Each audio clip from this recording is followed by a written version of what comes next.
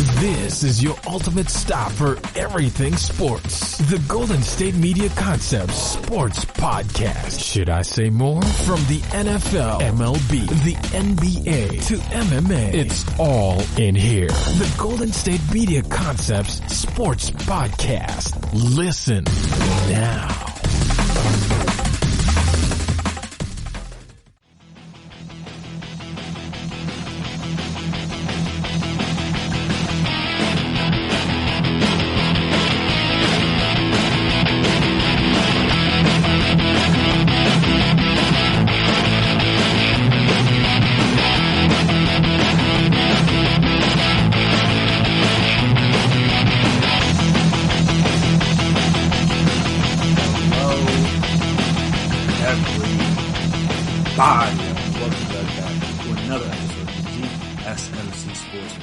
Presented by GSMC Podcast Network.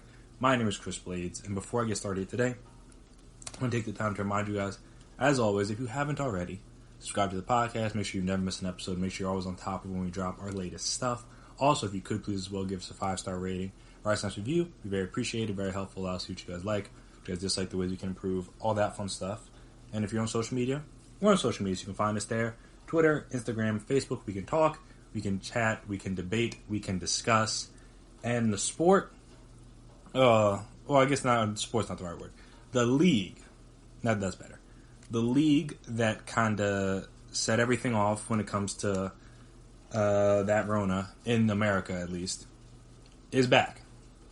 I know, obviously, they're not the first sports league to be back, they're not even the first male sports league to be back. But this is kind of the one, I don't say everybody, but this is one a lot of people were looking forward to getting back, mainly because, as I just mentioned, this was the league that had the first known case, and this is the league that kind of started to get people to realize, to a degree, this is kind of serious. Now, has much changed since now and then in terms of the Rona? Not really. Things are actually much worse than they were when the league shut down, but the league thinks they have figured out a way to play safely, and now they're back. And again, they're not, like I said, they're not the first sports league to be back. Now, the first sports league to utilize a bubble, as I've discussed on the past couple episodes. The NWSL already finished off their season in a bubble. Granted, a lot less teams, but still, the concept is the same. MLS is going through their bubble. Everything's going smoothly. So after, again, a rough start, but now it's starting to get starting to smooth. NHL is doing their bubble. Everything is on the up and up so far. We obviously know about the MLB and their disaster. Well, not the whole league, but just like the Marlins. What's going on in the Marlins disaster. And then what's possibly going on with the Phillies, which we will discuss in the next segment. But yeah, the NBA is back, and I must say, I'm happy for it to be back. Obviously, again, if you listen to this podcast for the last few months, you will know that I have been a person that was very much against sports coming back if there wasn't a safe way to do it. Seems like these bubbles are the safest way, and they're working so far. So, again, got to eat a little crow on that one. Clearly, the plan that they have in place for these seasons. I guess for this season, this like last 8 games of the regular season, kind of, sort of, not really, and then the playoffs. It seems like, again, in theory, what they're doing should work. It'll be interesting to see once the wrench gets thrown in of the families coming down, because it's easy to keep all the players on the straight and narrow, because again, all of them have like schedules. They got to be here for games. They got to be at practices. Got to do this. They got to do that. But now you have these other people in the bubble that have more, I don't want to say more freedom, but more free time to roam around and do things and potentially get exposed, or potentially bring it down to the bubble when they first come down. If they're not, I don't know what the process is going to be. If they're going to, I imagine stuff to do with the quarantine, but are they getting tested every day? Like, that'll be interesting to see once that happens. But again, we won't have to deal with that for like a month. After the first round of the playoffs is when that stuff will happen. So, like I said, we got a lot of time between now and then. And for the time being, we got basketball, and we might as well talk about it. We had 2 games on Thursday. The Lakers-Clippers, that was the later game, and then Jazz-Pelicans was the first one. We'll talk about the Lakers-Clippers because that's obviously the game that I just finished watching, not most recently.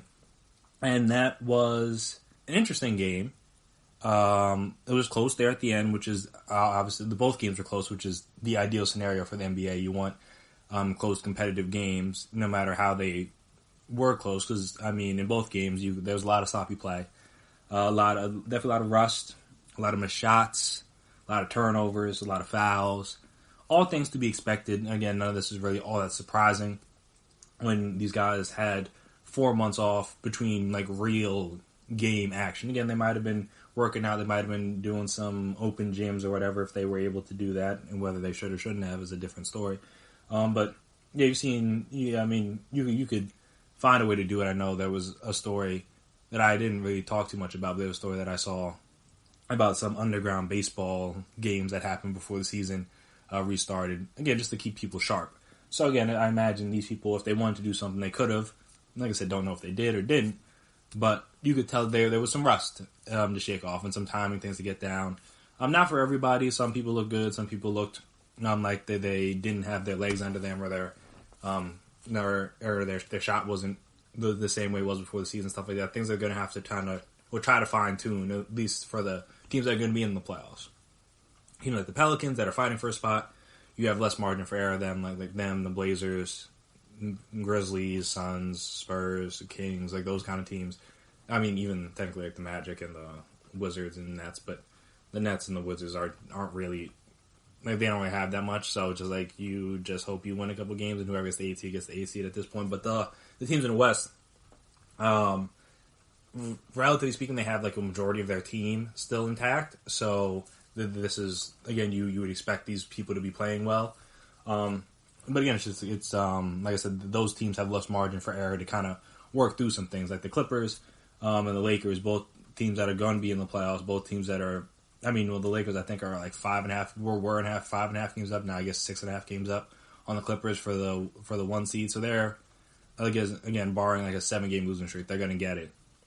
Get the 1 seed. So then this time it's more about finding things out, fine tuning some things, working through lineup stuff like that, getting people back up to speed. I know LeBron talked about after the game that he didn't feel all the way there, but again, that's what these games are for. And similar thing with the Clippers. Obviously they didn't have Lou Will, didn't have Montrez tonight, which in theory should have helped because Marcus Morris was a negative. Didn't really do a whole lot. I don't think scored a point, so it was not really that helpful out there, at least on the offensive end. Who else? Reggie Jackson was but that's kind of the Reggie Jackson experience, more or less. As a person who used to watch him a little bit on the Thunder, he takes a lot of ill-advised shots when other guys on the team should be taking those shots. Like I said, that's just kind of what he is. To shot 3 for 10, 1 for 4, had 6 rebounds, 4 assists, only 10 points. So yeah, again, he's a guy that, and if you worry about plus minus and stuff, his plus minus was good, but that might have been because a lot of his minutes coincided with Kawhi's minutes, and Kawhi's plus minus was great. Also you had a lot of Landry Shamet minutes. Those went disaster. Those were a disaster. There was one, but again, he had the COVID, had that Rona, still working himself back from that. So again, him being 1 from 8 from the field, 0 of 5 from 3 is unsurprising. Like I said, these guys don't have Lou Will. They won't have Lou Will until at least the 3rd game at the earliest. Don't have Montrezl Harrell. So you would think, but obviously the team that the Lakers played is not going to be the team they play in the playoffs. Though, if I remember from the most recent, I think it was the most recent game that the Lakers and Clippers played where the Lakers won, because I think the Clippers started up 2-0 against them. Then obviously the Lakers have won the last 2. But I think it was that 3rd game is when they started attacking Lou Williams in the ISO situations. Like they would just, on defense, on their offensive end, they would just switch with whoever he was on, get him on LeBron, and get him on whoever, and then just attack him because obviously Lou Will's not a defensive guy. So I don't know, maybe that would have allowed the Lakers to score more points. And obviously they had better defenders out there, relatively speaking, compared to Lou Will, because that's not his game. But then offensively, you don't have the negatives of Reggie Jackson as many minutes, Marcus Morris as many minutes, Landry Shamet as many minutes, things like that. So it kind of balances out both ways. So it'll be interesting to see that. But for the people that did play well, because obviously we want to talk about that, Paul George looked good. Did look like he wasn't shaking too much rust off. I know Kawhi looked a little rusty. Shot good from the free throw line and from three, but a lot of his mid-range jumpers that are his thing were a little short, it seemed like to me. And Paul George was good, 11 of 17, 6 of 11 from three. Missed the game winner there at the end where Kawhi kind of left him in a tight spot after getting shut down by LeBron. That he had to pass it off, and then like Paul George really only had like 4 seconds to try to make a move. And he claimed he got hit. He probably did get hit, but I mean, you're Paul George. It was against LeBron. You're not going to get that call in the first game back. Like, you kind of just got to I mean, it's hard for me to tell a guy to play through because, again, I'm not an NBA player. But in that scenario, you kind of do have to play through it. But yeah, he looked good. Anthony Davis looked good-ish. Obviously, again, he had good numbers. Had 34 points, 8 rebounds, but shot 8 of 19 from the field, 2 of 5 from 3, made 16 of 17 free throws, which is obviously great. But when 16 of your 34 points come from the free throw line, it's hard to really say how good or bad you played on the offensive end. But that third quarter, him playing well down in the end of that third quarter really was key for them in helping them, like, again, be in position to, once the Clippers made their run, to still be able to come back and then eventually take the lead and they were able to hold on through the back and forth. Also, Dion Waiters gave them some good minutes, 5 of 10. Didn't only hit 1 3, but it was a big one. 11 points, 3 rebounds, a couple assists, a very high plus, the highest plus minus on the team. So, I mean, everyone's wondering, like, oh, what are they going to do with no Rondo? What are they going to do with no Bradley? And again, he's not the defensive stopper or defensive guy that Bradley is, but off the bench, he can provide them some good minutes and give them some offense when some other guys may not have it. Because, like I said, LeBron didn't really have it tonight. 6 of 19. Danny Green, 2 of 6 from 3. Caldwell Pope, 2 of 8, 0 of 3 from 3. Kuzma was 4 of 8, hit 4 threes, but so he was all right. But the rest of their guys offensively didn't really have. Caruso wasn't really that good on offense. So, where's this guy that can handle the ball, can distribute, can initiate the offense, run? You can use him as a point guard, and then again, if you need some shots, he's a guy that can get his own offense, take people off the dribble, knock down threes. So it was interesting to see him play and also be a very important piece because, again, I don't think without the play of him and Anthony Davis, they're even in position for LeBron to be able to do what he did late at the end, obviously with the defensive stop, and then also with, on the flip side, before that, with the runner that he obviously left way short because he thought he got fouled, but they were able to get the offensive rebound, which is kind of a disaster for the Clippers because they had 4 guys right there and all of them just watched the ball. Instead of, realizing it was going to be short, like literally from the moment it left his hand. I guess they didn't realize it, so then they all kind of just watched him. He was able to get his own rebound, lay it back in. I mean, it's unfortunate, it is what it is, but those kind of things do happen. So, good game all around. Also, the Lakers played pretty solid defense on Kawhi, which is, I don't know if that's a rust thing, or if that's just like maybe they get up for those games because LeBron played good defense on him, especially there at the end. Kuzma played good defense on him throughout. Caruso was playing good D throughout the game. So that was interesting to see that Kawhi wasn't able to do some of the things he normally does on other people. Maybe that's just a lot of his offense is, I don't want to say a lot, but his offense is predicated on him hitting tough shots. So, see, maybe just wasn't hitting them tonight, and he may hit them later on when they've played in the playoffs potentially. So we'll see how that goes. But kudos to the Lakers defense for playing well and obviously forcing the Clippers into a lot of turnovers, though.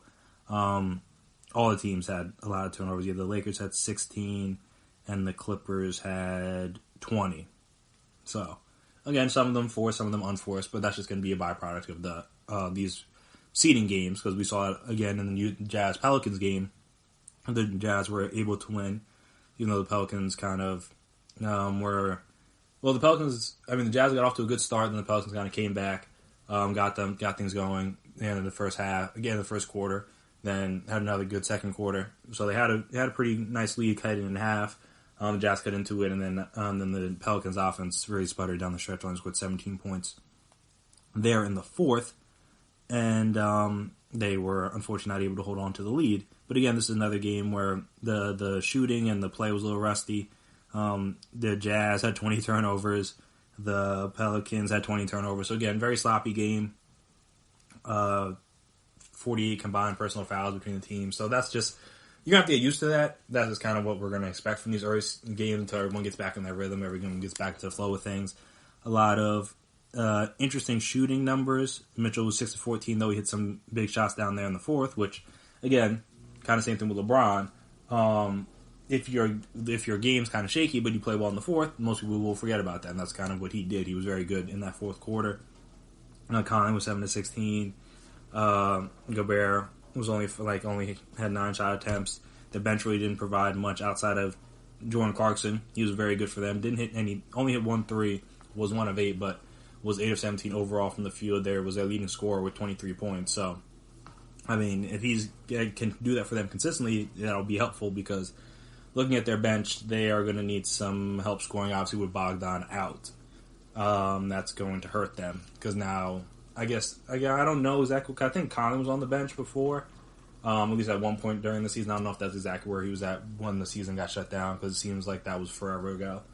But yeah, without him, that's one less guy to, again, that can hit shots, can initiate, can kind of do his own thing on offense. Like I said, so that they're going to have to find that scoring from somewhere. Maybe Clarkson can provide that for them off the bench. But, I mean, Jordan Clarkson's guy has been kind of up and down in terms of consistency-wise in his career, if I remember correctly. So you can't account for that every game, but he is a guy that can make shots. And even with those 23 points, he was a negative 15 is plus minus, which, again, some people are beholden to that, some people aren't. But I just thought that was interesting that he was their leading scorer. But again, when he was out there, the team wasn't really that good. Then flip side for the Pelicans, Ingram started off good in the first half. I think he had 15 points, but only ended up with 23. Missed the 3 there at the end. No one else really on the team. Drew Holiday played all right. J.J. Redick was good. Obviously, let me take that back. J.J. Redick was very good. 21 points. Hit 3 threes. But yeah, Lonzo was off today. I mean, again, you could argue about his shooting, but his shooting, as we talked about, has been better this season. But he was 2 of 13 from the field, 0 of 4 from 3, so you hope that doesn't continue. Maybe it's just first game, shaking off the rust and everything. But the biggest thing to come out of this game, in my opinion, was Zion. He was good. He only played 15 minutes, had 13 points, 6 of 8 from the field. But the fact that he was only playing 15 minutes. And I understand that he was away from the bubble for a little bit, had to get everything back together. But, I mean, he came into the bubble looking slimmer. Was obviously able to train for the first couple of weeks. Obviously wasn't able to do the scrimmage game and stuff like that. But I don't know why he was on a minutes restriction.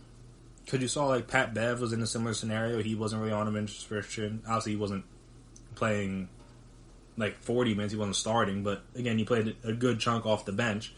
And for whatever reason, the Pelicans decided to have Zion on a minutes restriction, which is odd to me due to the fact that, like, they, one, are part of the reason he and the Pelicans are part of the reason why this is even happening.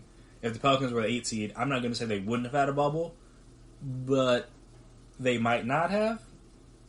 Like I said, there's no way to know for certain. And again, maybe they do want to get like Dame in there too as well, so they wanted to give him a shot, stuff like that. But I mean, a part of the reason why this is happening was because Zion missed so many games during the regular season. They're like, all right, he should be healthy now. Well, let's get him some more games, even if he doesn't make the playoffs. At least we'll be able to get 8 more games out of him. And now he's on minutes restriction, which is, like, again, odd because he had 4 months off. So if you worry about the knee and conditioning, because he wasn't on minutes restriction when the season ended. It's not like he got hurt during the break. Again, you want to get everybody's win back up. I get that part, but it was just weird to me. Because, again, it's a close game. They need to win most of these games to have a shot. Because, I mean, you still got to. I mean, I'm trying to see where the standings are at now. I mean, again, it's only one game. Teams haven't even played yet. Most teams haven't even played yet. But now they are 4 games back of the 8 seed with 2 teams ahead of them in the Blazers and the Kings. Currently, again, neither of those teams have played yet. But I'm just saying, like, it's like you're gonna have to bypass those 2 teams, plus be within, I think it's like 4 games or 3.5, 4 games, something like that, to get in a play-in situation. So each game for them specifically is vital. They can't be kind of like half stepping. They can't be like, oh, trying to ease Zion back in when it doesn't seem like they have to. It's like a weird dynamic. I know Alvin Gentry was talking about it, and he was like, they played them the minutes that the medical staff and everyone was like allowing. And I'm like, I get that earlier in the season, or when he first came back, because he was coming off an injury. Now, again, he's not coming off an injury, but you want to make sure he's in shape. But just like he should be in some shape, because again, he's not like he missed the entire bubble and just got there. It's not like he was Landry Shamet, who just like showed up to the team like recently. Like he was there, left, but then came back. Not have to quarantine, do whatever, but I mean, it's like 15 minutes is he should have been playing more than that. And like I said, they need to win all these games, as many games they can. I'm not gonna say they're gonna go 7-1 or 8-0. I didn't expect anything like that, but they need to. They're like I said, they're in a battle. It's not like they're the only team in contention. Like there's other teams above and below them trying to fight for that 8 seed. So they need all these games. Now they're tied with the Spurs, in terms of how many games back they are of the Grizzlies. So, like I said, they need those games as much as anybody. And it was just weird that he was on a minutes restriction. So I'll be interested to see how that tracks throughout the rest of the restart. Because, and again, I'm not saying he's the main key, but he's a very important piece of that offense, and he could have helped when it was clear that Ingram or where the offense was struggling. I don't want to say just Ingram, but the offense was struggling in that second half to score points. And was like, I can help with that. He's a guy that can. I mean, especially in the beginning, he was doing whatever he wanted to Royce O'Neal in that first quarter, just driving by him, getting to the cup, getting offensive rebounds, laid it in. Like it was like he was good, and obviously him and Lonzo were good together. So that was just interesting to me, but we'll see how that goes throughout, like I said, the rest of the restart. See if that's a thing that maybe just for the first couple games, or that's the thing the whole time. If that's the thing the whole time, then I'm not sure the Pelicans will be in the playoffs. But yeah, you never know. Maybe guys like Ingram and Lonzo and, like I said, and other guys can step up. JJ Redick can stay hot. Drew Holiday can carry the load. Who knows? But that was interesting. But it's nice to finally talk about live NBA basketball. Again, like I said, WNBA is back.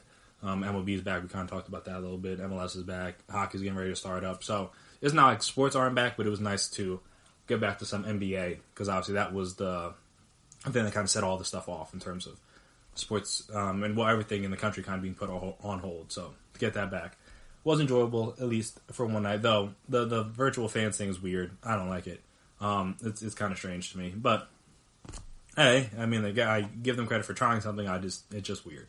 Because again, you just see them celebrate, but you don't hear the noise, and just like that's the whole point of having fans is the noise. Because again, that's why and I feel like the crowd is going to be the biggest difference in this sport than any other sport, because again, they're so close to the court and have so much effect. It can have so much effect on the game, and now it's going to be gone. But hey, we'll see how it goes. Maybe it'll grow on me, like some of the other things did. But as of right now, not a fan.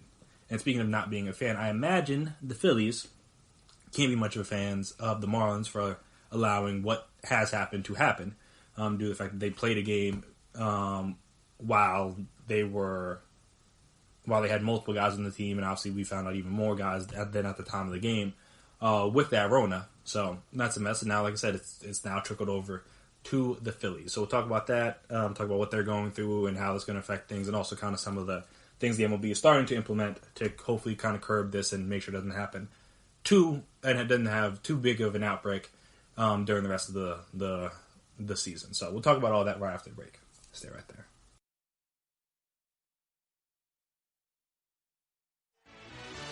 Are you looking for the very best NFL and college football podcast? Then check out the GSMC Football Podcast. Get the latest football news both on and off the field. From the NFL Draft to trades to the rumor mill to the NFL Combines, they got you covered. That's GSMCpodcast.com/football-podcast. Get updates on college rivalries, game day insights, and much, much more. It's football talk the way you want it. This show eats, sleeps, and breathes football. Don't forget to like them on Facebook and follow them on Twitter. Visit GSMCpodcast.com for more info.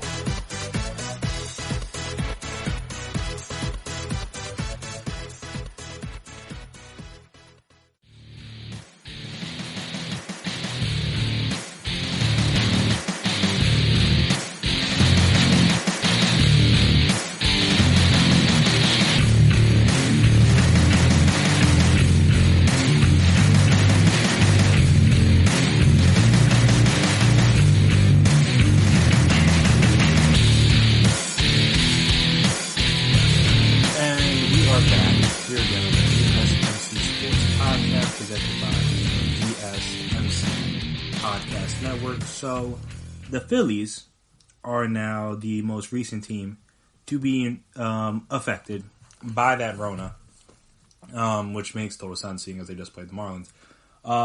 But yeah, they now have had to halt all activity at the stadium after positive tests for coronavirus. The Philadelphia Phillies have canceled, like I said, all activities and had their weekend series against the Blue Jays postponed after a member of the coaching staff and a member of the home clubhouse staff tested positive for the coronavirus, the team announced Thursday. The Phillies said no players have tested positive as of yet. As a result, Saturday's doubleheader and Sunday's game in Philadelphia have been postponed.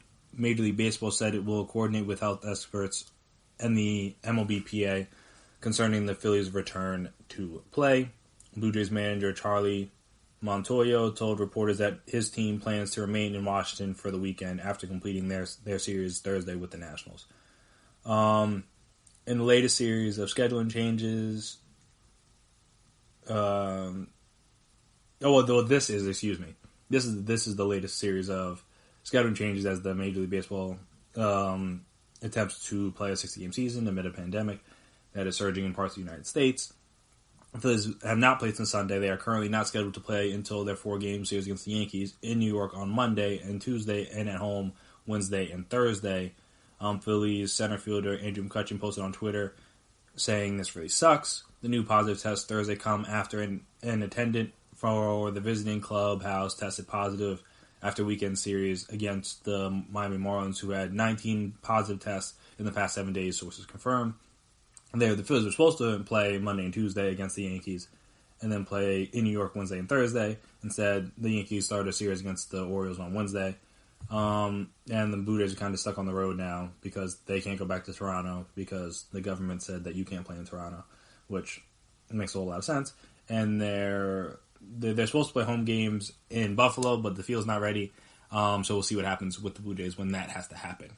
But, yeah, kind of a mess, though not completely surprising. I mean, once you saw that a team had 19 positive tests, you're like, all right, somebody's going to have it. Like somebody that they played, somebody that happened to be around one of the players, one of the coaching staff, members of the coaching staff or something.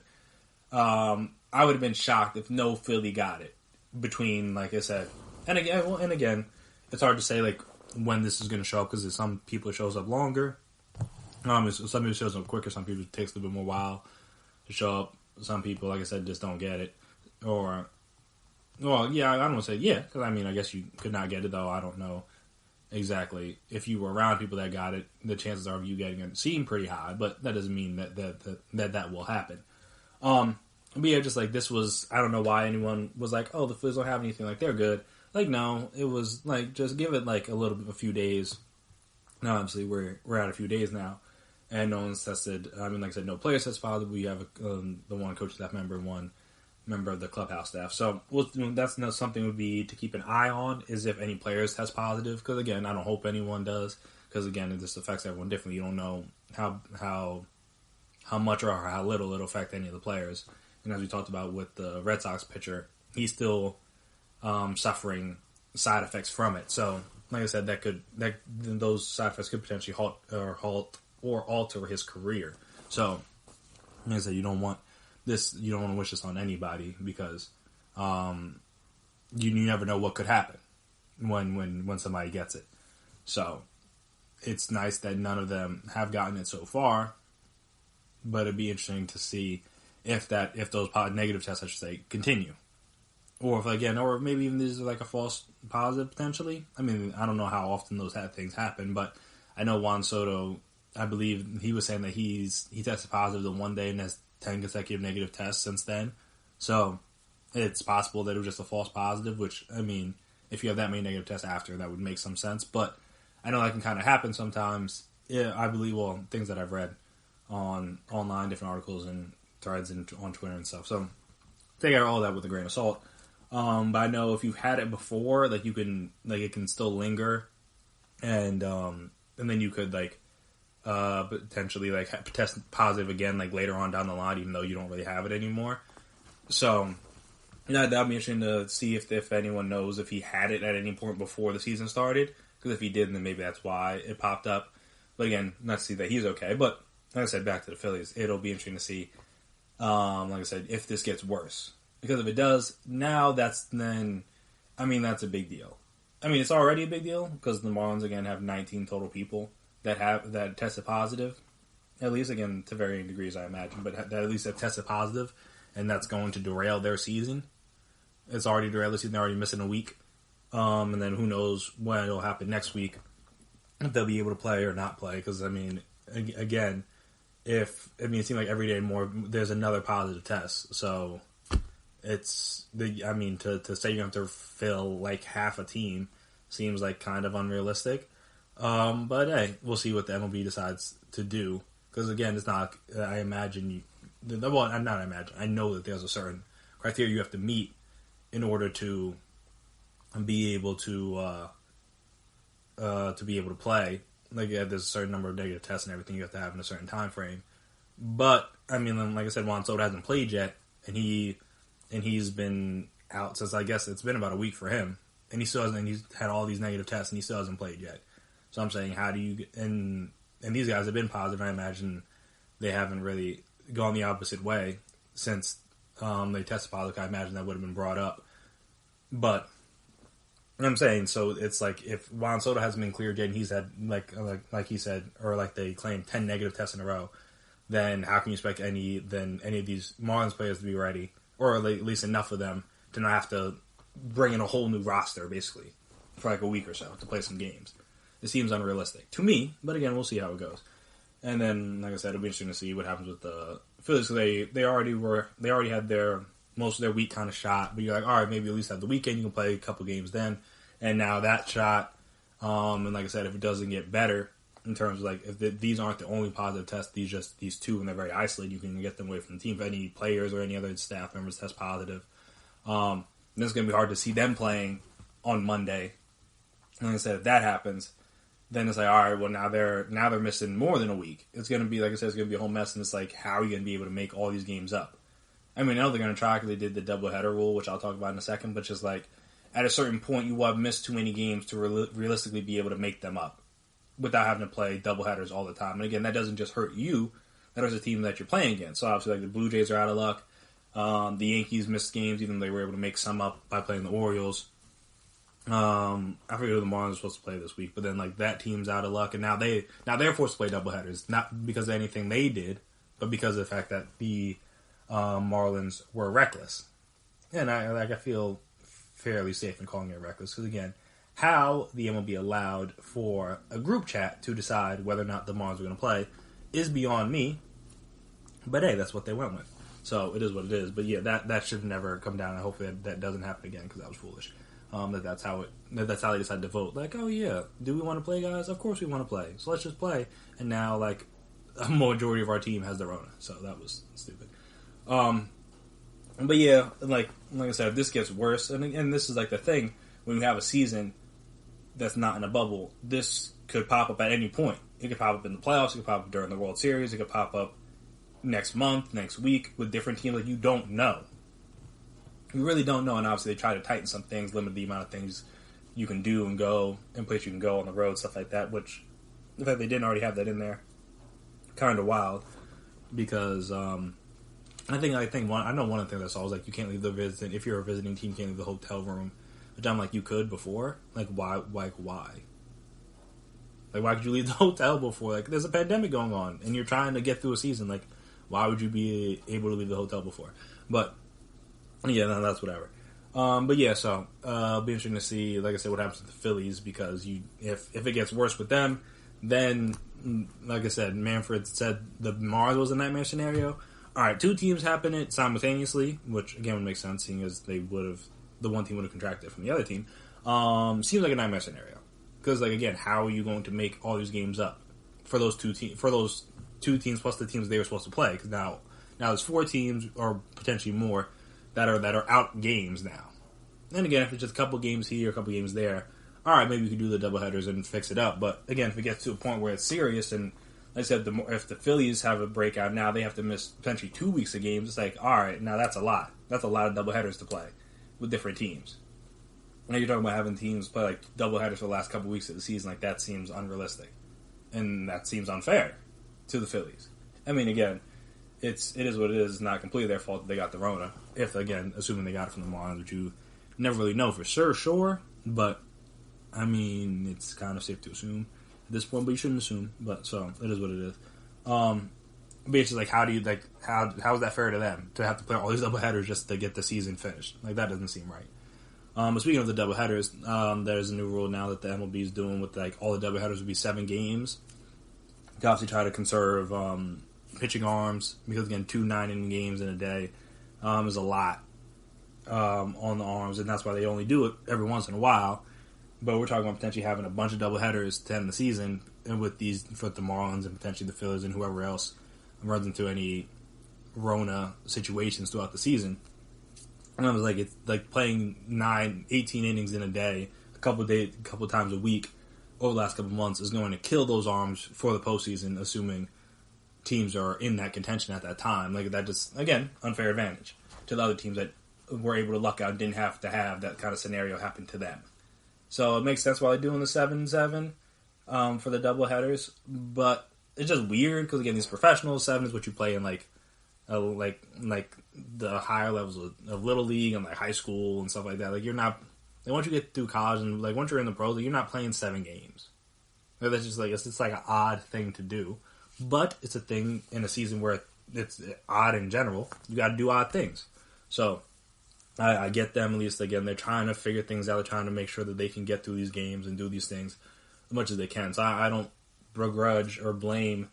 Blame's maybe not be the right word, but I don't necessarily fault the MLB for shortening the doubleheaders, because, again, you gotta try something. You're gonna have to try to make these games up somehow, and at least make it a little bit easier on the players having to go through these doubleheaders. Because, again, it may not be their fault why it's happening, but it's happening. So they got to try to deal with it some way. So the least they can do for them is limit the amount of innings. So again, these guys aren't just dog tired after the last couple of weeks of the season. That doesn't seem right.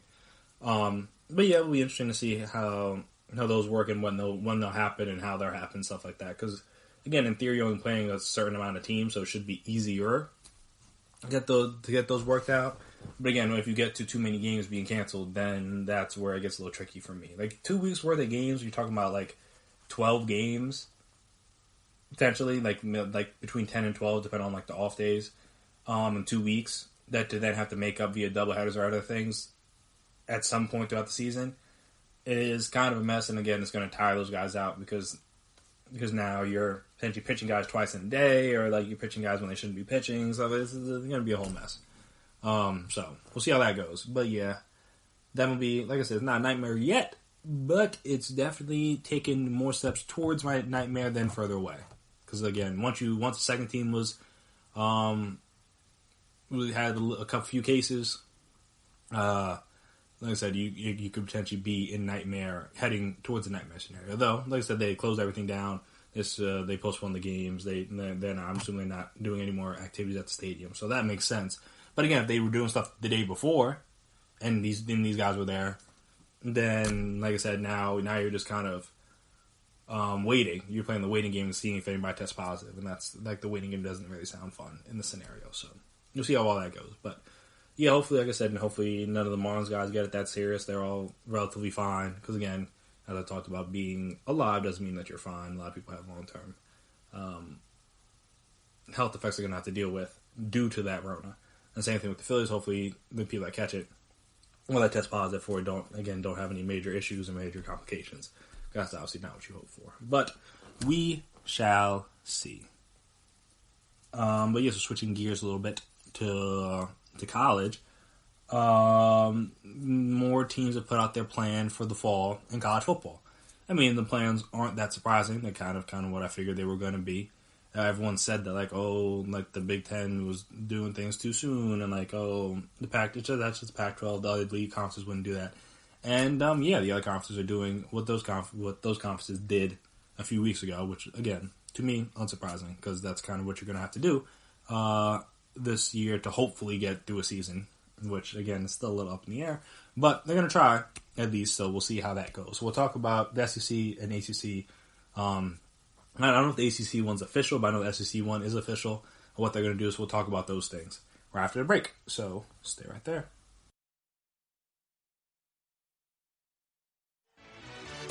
Check out the show that's built on the MMA. From the UFC to extreme cage fighting, they got the fights covered. Check out the GSMC MMA podcast. Get the latest news on past or upcoming fights. Join us as we talk to and about some of the biggest names in the MMA, past, present, and future. When it's the fight game, there's just one show to check out. GSMCpodcast.com/MMA-podcast. Don't forget to like them on Facebook and follow them on Twitter. Visit GSMCpodcast.com for more info.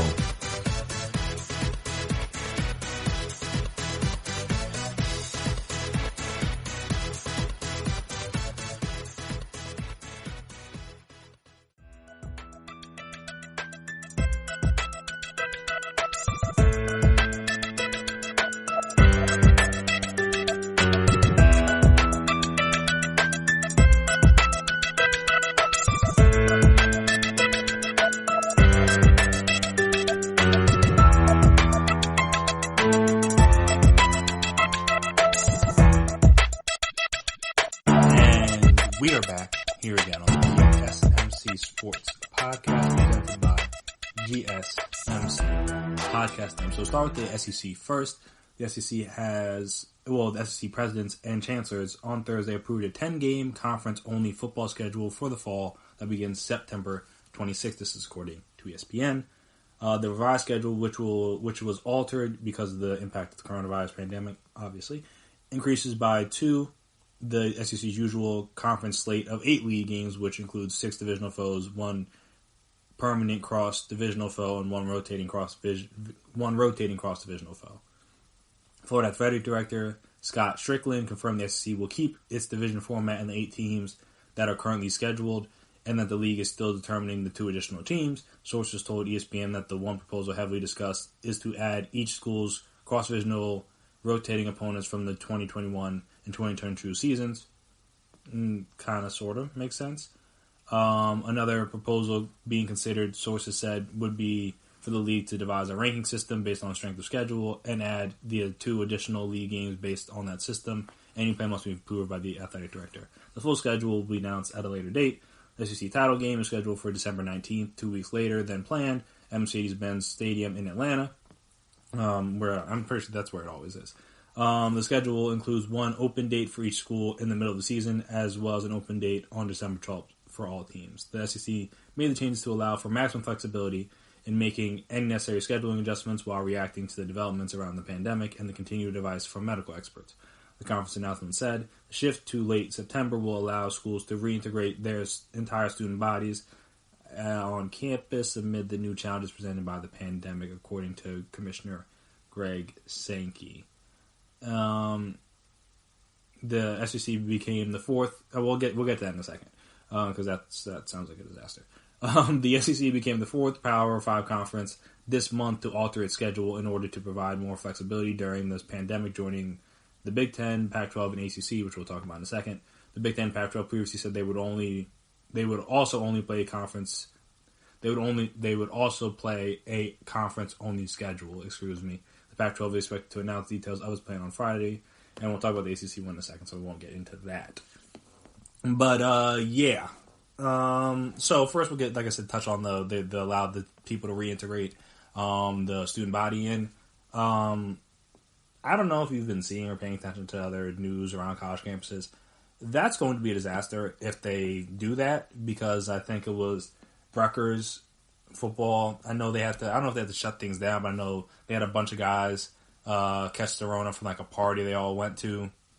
I thought Alabama, there was like, allegedly they were having like COVID parties to see if people could get it and stuff like that. I know, like I said, even just, not even football, they've been down the shore in New Jersey. I know there's a lot of house parties going on because, I mean, it's summertime and no one's outlawed it yet. I think it was PG County was the first, it was one of the first counties I saw that was like they're finding people and potentially jailing them. I don't know how many people go to jail for throwing a house party, but again, if you're throwing a house party in the middle of a pandemic, and risking a bunch of people catching and then passing on others, and potentially causing an outbreak within your city or town or county, that's, I don't know, say that's a jailable offense, but that's definitely not good.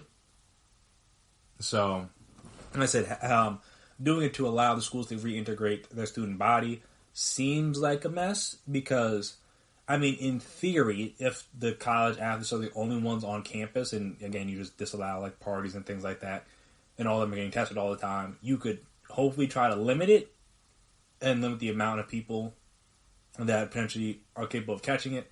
But now when you open it up to let the entire student body back in, that's a bit of a mess due to the fact that, like, hey, regular college students don't have to abide by the same rules in terms of, like, what they can and can't do. They'll just do whatever is allowed on campus, and that potentially puts the players at risk, and then that puts the whole season at risk. So, then potentially puts other schools at risk if you play a game with someone that's COVID positive. So that's, like I said, that's a mess. That's, so hopefully that isn't like a real plan for them to do, because that seems like it would be very dangerous. But hey, maybe that's just me. We'll see if that even goes off. But when it comes to the conference-only schedule, like I said, it makes, like, other conferences, I should say, have already done it. It's the easiest way to do things. I mean, again, a bubble is the easiest way to do things, but because it's college students, they can't have a bubble. And at least limit the amount of places and teams you're going to be traveling to, and limit the amount of, hopefully, in SEC schools. I mean, most SEC schools are like in the South, obviously. So the travel's not that bad, you would think. I mean, obviously, it's not like they're all within like 10 minutes of each other, but hopefully by limiting the amount of travel they have to do and how far they have to go, getting on planes and stuff like that, or even if you're getting on a plane, it's like a charter, you're not going to the airport, all these other things. I don't know exactly how they travel for college regularly. I think they get on planes sometimes. But I don't know if they go to the airport, if it's like a charter. I really don't know. At all the schools. I imagine like Alabama and like Clemson, like they charter flights. But like I don't know if every school. I don't know if like Missouri is like chartering flights. Like, yeah, maybe they are, maybe they aren't. I don't know. But yeah, so then, like I said, you're limiting the amount of travel, or how far you're going. Again, and you're making sure that at least all of your schools are meeting the same standard for like again that COVID prevention and COVID testing and all these different things, social distancing, wearing masks, whatever you got to do to make sure everybody stays safe. And that's why, like I said, that's at least why I would think the NFL thinks they can get it, because if everyone is like doing the same thing, as long as no one's out there doing anything reckless off the field, then on the field you should be all right. So I think that's I mean, again, you're going to run into what the MLB is having happen currently, because people are just going to be out and about. You don't know how they're going to catch it, but again, in theory, with these colleges, if they're going to be the main people on campus, which again is wild, because again that just throws the whole amateur thing kind of out the window. Because clearly they're only there so that the schools and the NCAA can make money to profit off them, which is funny because I know that they said they can put social justice messages on their helmets and stuff. I imagine the pay us or like no more free labor or stuff like that. Like I imagine those kind of things wouldn't go over well and won't get approved. But that'd be funny if a player did try to do that, because again they're basically being exploited, for a lack of a better term. So that schools can make money, because again they lost so much money with the NCAA tournament. They're going to lose a whole lot of money if there's no football. So all these schools need this, but at the same time, the ones that are assuming most of the risk, or almost all the risk, are the coaches and players, and the ones that aren't getting paid for having to assume said risk is the players. Again, the coaches at least are getting compensated, and the schools obviously are going to get compensated if the season goes off, but the players are just out there to play to hopefully get compensated down the line. And now you're risking getting the Rona again and other things. That's why you saw the one guy, Caleb Fairley, I believe, Virginia Tech corner. He already opted out because I guess he's supposedly a first round pick type, and he's like, I don't know about this. And I mean, I get it. If you got 2 good years of film, I mean, one more good year of film isn't really going to change a whole lot. Maybe you'll go up a little bit, but I mean, from his sake, if he's already a first-round pick, you're not going to drop that far, I would think. Maybe you'll drop to the second, potentially third, but you're not going to drop from the first. Like, based, again, not having played. You're not going to drop from the first to the fifth. I don't think. We'll see what happens with him next year, and even we'll see if there's even a full season. Because if there's no full season, then, it doesn't really matter. It's basically like everybody didn't play. But yeah, so we'll see with that. So I thought that was interesting as well. But yeah, SEC going on conference only. It makes sense. We'll see what happens when the full schedule comes out, who everybody's playing, how the games kind of line up, who's playing who, when and where, stuff like that. But yeah, this is unsurprising to me. It should be unsurprising to all of you guys too. Once a couple conferences did it, I mean, again, the spring football thing that the Ivy League's doing was probably never going to happen. They're going to try to at least play football in the fall first. Then they have to go to spring. They have to go to spring. But, I mean, the conference only thing was once a couple conferences did it, it's like, all right, come on, that's probably the best. If you're going to do this in the fall, which you shouldn't, but if you're going to do it, then that's the only way to really do it. You can't, like, again, you can't just play it as if nothing's happening, especially since most schools are only playing conference games anyway. So it's like, once two schools cancel, or two conferences cancel their non-conference games, like, how the other conferences play conference games? Because now certain teams aren't going to have a game to play from a non-conference perspective due to the fact that their opponent is now disallowing teams to play not from their conference. Like I said, it was once that started happening, it was like, all right, you kind of just have to do away with it. And speaking of that, the ACC is doing a similar thing, not exactly the same, but they're doing a similar thing where they're having, I think it is 10. They're doing an 11-game schedule that includes independent Notre Dame, which is a big deal because obviously the whole reason they're not being a part of a conference is the money, but now they have no one to play because everyone's only playing conference games, so now they got to do that. Interesting to see what the armed forces institutions do, because I know not all of them are in a conference. I think Army's the only one that isn't. I think Navy is, and I think Air Force is. So it'll be interesting to see what Army does, because they're going to have to find a way to play somebody if they want to have football. If they don't, hey, more power to them. But if they do, they're going to have to find a conference to join, because everyone's just only playing conference schedules. But yeah, so they're going to 11-game schedule, playing a full league schedule made up of 10 conference games and a non-conference. And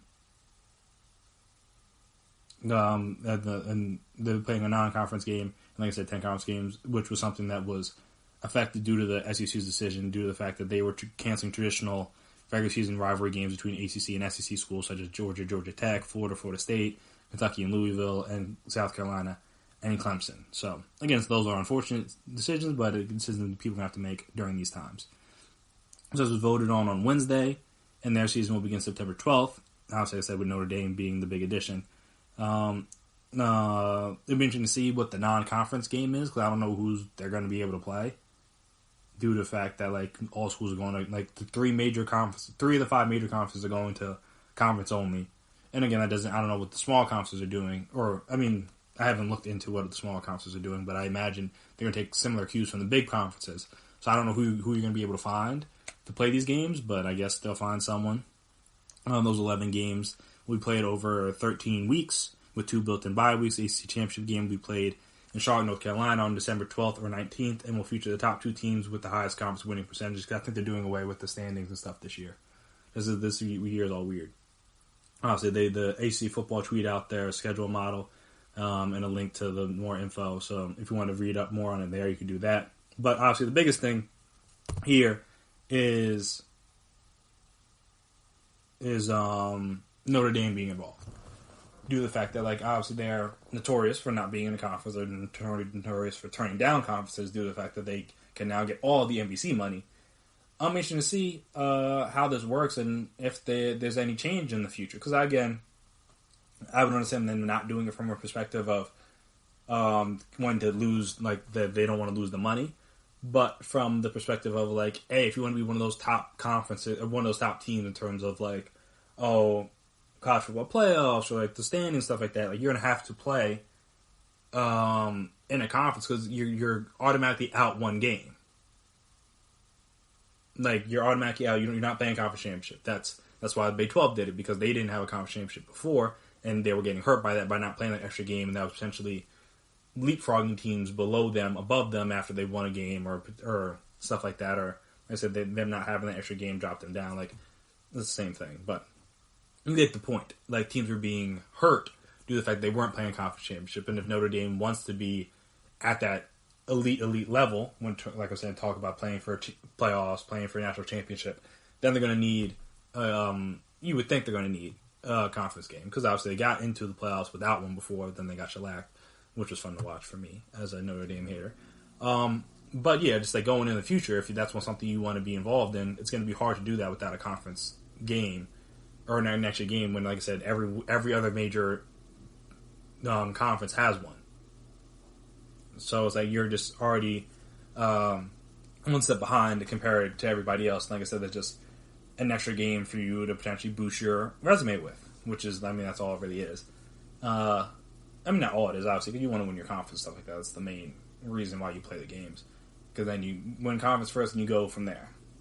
Also, could help them in bowl games. Now they could potentially get in, instead of being an at-large team, they could be guaranteed a certain bowl game if they, like I said, if they have a good enough season when their conference is finished second, depending on if the team that wins your conference gets into the college football playoffs, stuff like that, which also could help them with money and things like that if you're worried about that. But again, I imagine at the end of the day, they're just not going to want to give up on all the NBC money, so they won't ever do this. But it'll be interesting to see how it works, especially since they don't really play. Like a lot of their teams are like Pac-12 teams that they play. I know they play like Stanford, they play USC. I don't know the entire schedule off the top of my head, but I know those are two teams that they play every year. Usually play maybe they play like a Cal, play some teams like the middle of the country, stuff like that. I know that's not like they've never played an ACC team before. And like I said, I don't remember what their schedule was supposed to be off the top of my head. But it'd be interesting to see if this is something that they want to do in the future. This just, I mean, not to say they add to the ACC, but maybe add to the Big Ten, whoever they want to be a part of. It'd be interesting to see if, like I said, if it's just a one-off, or if down the line you see Notre Dame's not part of a major conference, which would obviously boost that conference up and would boost Notre Dame up in effect as well. But again, you lose out on the exclusive NBC money that you're getting now. So it'll be interesting to see how that plays out. Also be interesting to see how their scheduling plays out. I think as of this moment, they are set to play Notre Dame's again. They haven't determined when and where. And now we don't know the non-conference game. But they were set to play Clemson at home, Florida State at home, and Louisville at home, while going to, and obviously, Syracuse and Duke as well as the 5 games. And then they're going to Boston College, Georgia Tech, North Carolina, Pitt, and Wake Forest. So getting Clemson at home, obviously, in theory, would be a big boost for them. But again, on paper, Clemson's probably a better team, so that really shouldn't matter. But again, if you're your first year in the conference, getting the best team in the conference at home, not necessarily a bad shake, in my opinion. So, like I said, we'll see how that goes, see how that plays out. Once the schedule is kind of fully fleshed out, we'll be able to talk about that a little bit more and dive into it, analyze the game, see how I think they could do stuff like that. So, like I said, we'll wait for that to come out. Same thing with SEC, wait for their full schedule to come out, and go from there. And speaking of things that have come out, I know on last episode I spent a lot of time trashing the NFL Top 100 list, and it was still terrible. Not going to backtrack on that. I still wholeheartedly believe that, but I feel like it got a little unjust slander on Wednesday once the top 10 was put out, because I don't think people understand how it works, or at least in my mind how it should work. I don't know if that's exactly how it works. Again, not every player takes it serious, all that stuff, blah, blah, blah. But a lot of fans were criticizing it and criticizing who was at number 1, number 2, stuff like that, even though, like I said, if you follow the criteria of what it should be, that these make total sense. So talk about that, talk about the top 10, stuff like that, all of that fun stuff right after the break. So stay right there.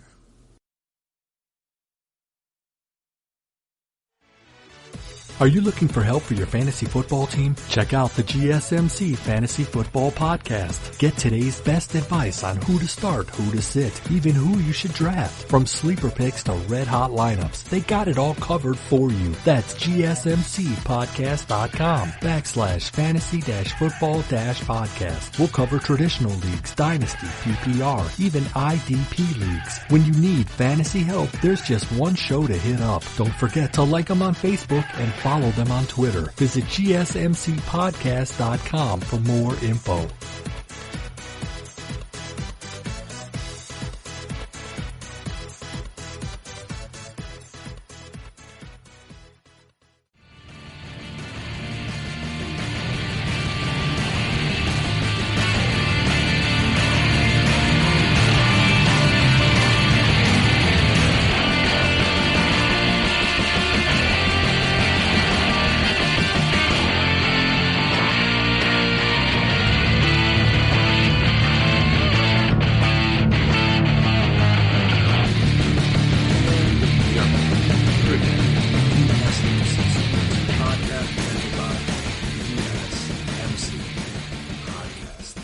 So, the top 10.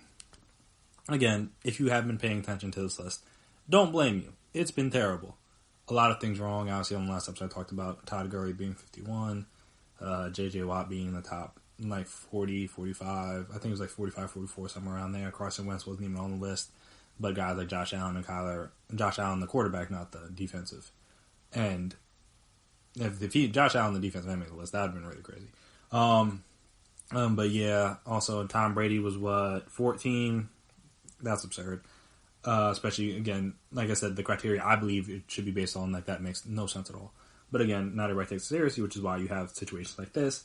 Nick Bosa was probably a little bit too high. I know he was in the top 20, which, again, was great this past season. But, I mean, when Chandler Jones had to have 19 sacks to just get to 15, and Nick Bosa had 9 sacks, and again, sacks on everything. I'm not going to say that.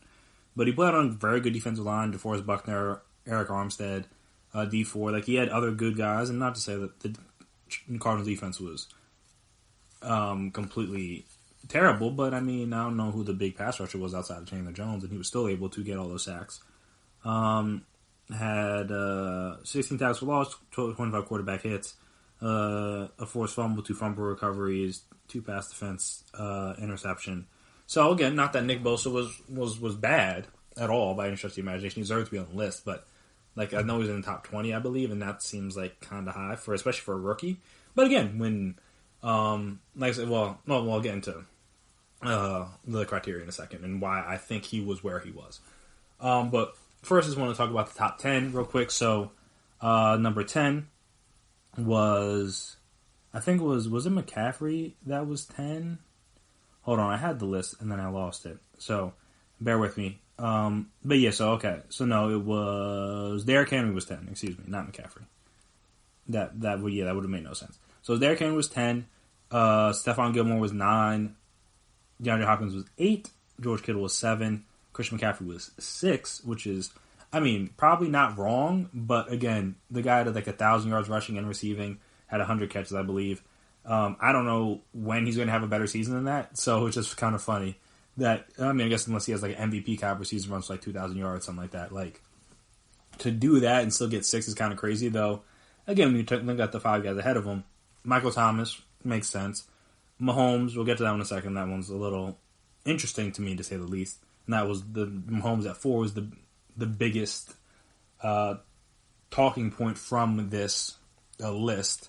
Aaron Donald was 3. I mean, you could argue Aaron Donald's the best player in the NFL every year until I guess he starts to fall off, which he hasn't yet.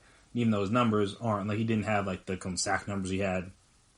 I don't know if it was last year or 2 years ago where he had I thought it was like 20 sacks or something like that.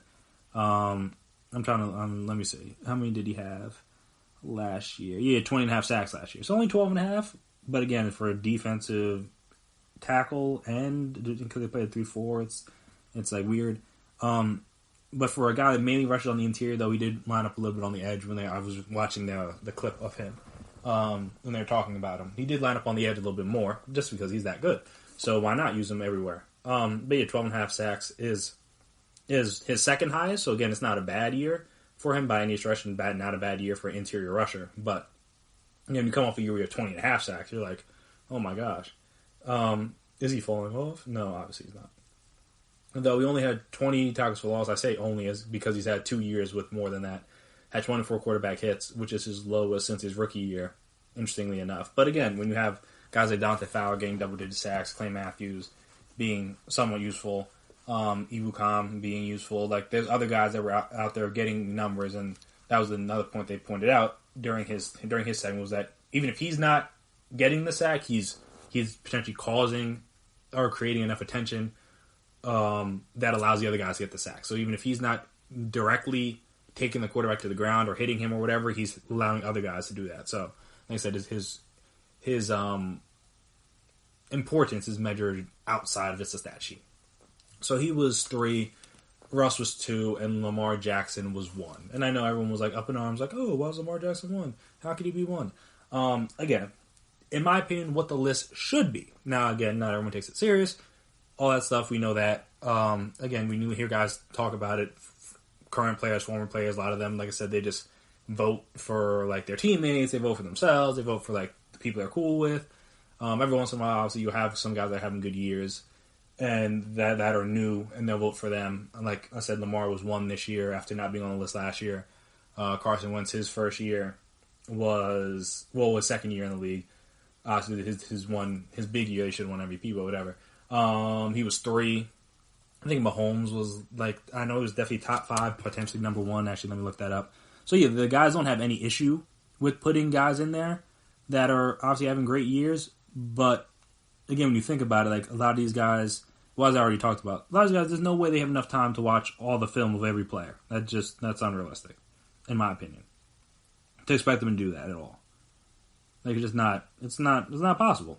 Let's say they got to worry about their own team, they got to worry about their own thing. How are they going to have time to watch enough of enough film on everybody to know, oh, yeah, he should be this. Oh, he's number 4 last year. Interesting. Mahomes was, that is. So yeah, it's just how is it possible for them to be oh yeah, he should be here, he should be there? You just don't know. So then you're basing off of things you're reading, things you're seeing on NFL Network or Good Morning Football Good Morning Football on NFL Network, or on ESPN, Fox Sports. Again, things you're hearing about on the radio, stuff like that. That's kind of where things you're reading on Twitter potentially. That's where you're getting oh, this guy's supposedly having a good year. That's why I think Nick Bosa was in there, because he was the main defensive rookie that they were talking about the entire year, which again was warranted because he was good. But again, they didn't really. That was just anytime he brought the defense rookie year, it was always him. And did he deserve to win? Probably. But again, when you're on a defensive line with a bunch of other good players, it makes things a little bit easier for you. Not to say he didn't do anything, but again, that makes the job a little bit easier. But yeah, so it all kind of depends on how serious everybody takes it, because not everybody takes it as seriously as they could or should. But yeah, like I said, in theory, in my opinion, the list is supposed to be, or should be, I should be the top 100 players in the league that year.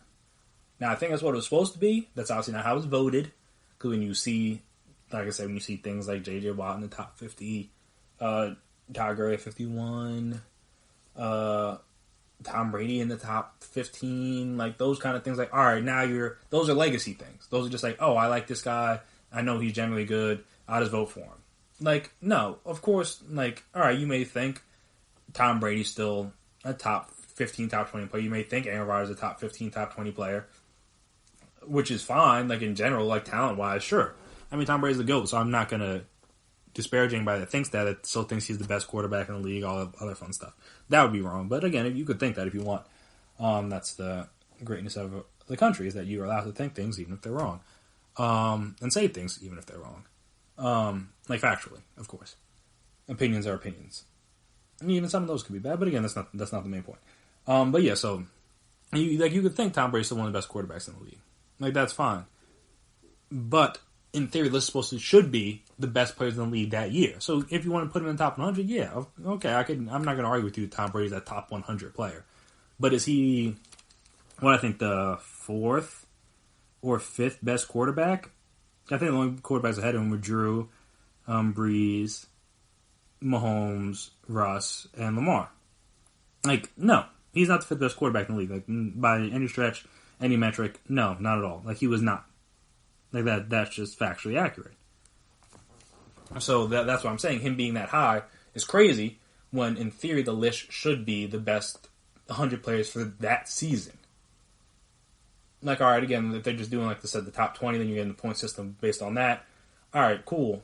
But I guess that's kind of the thing, is that if it was like that, then the top 20 would be pretty similar amongst most of the guys, which is why, again, having the players make a list of the top 100 players is wild, because they don't watch enough.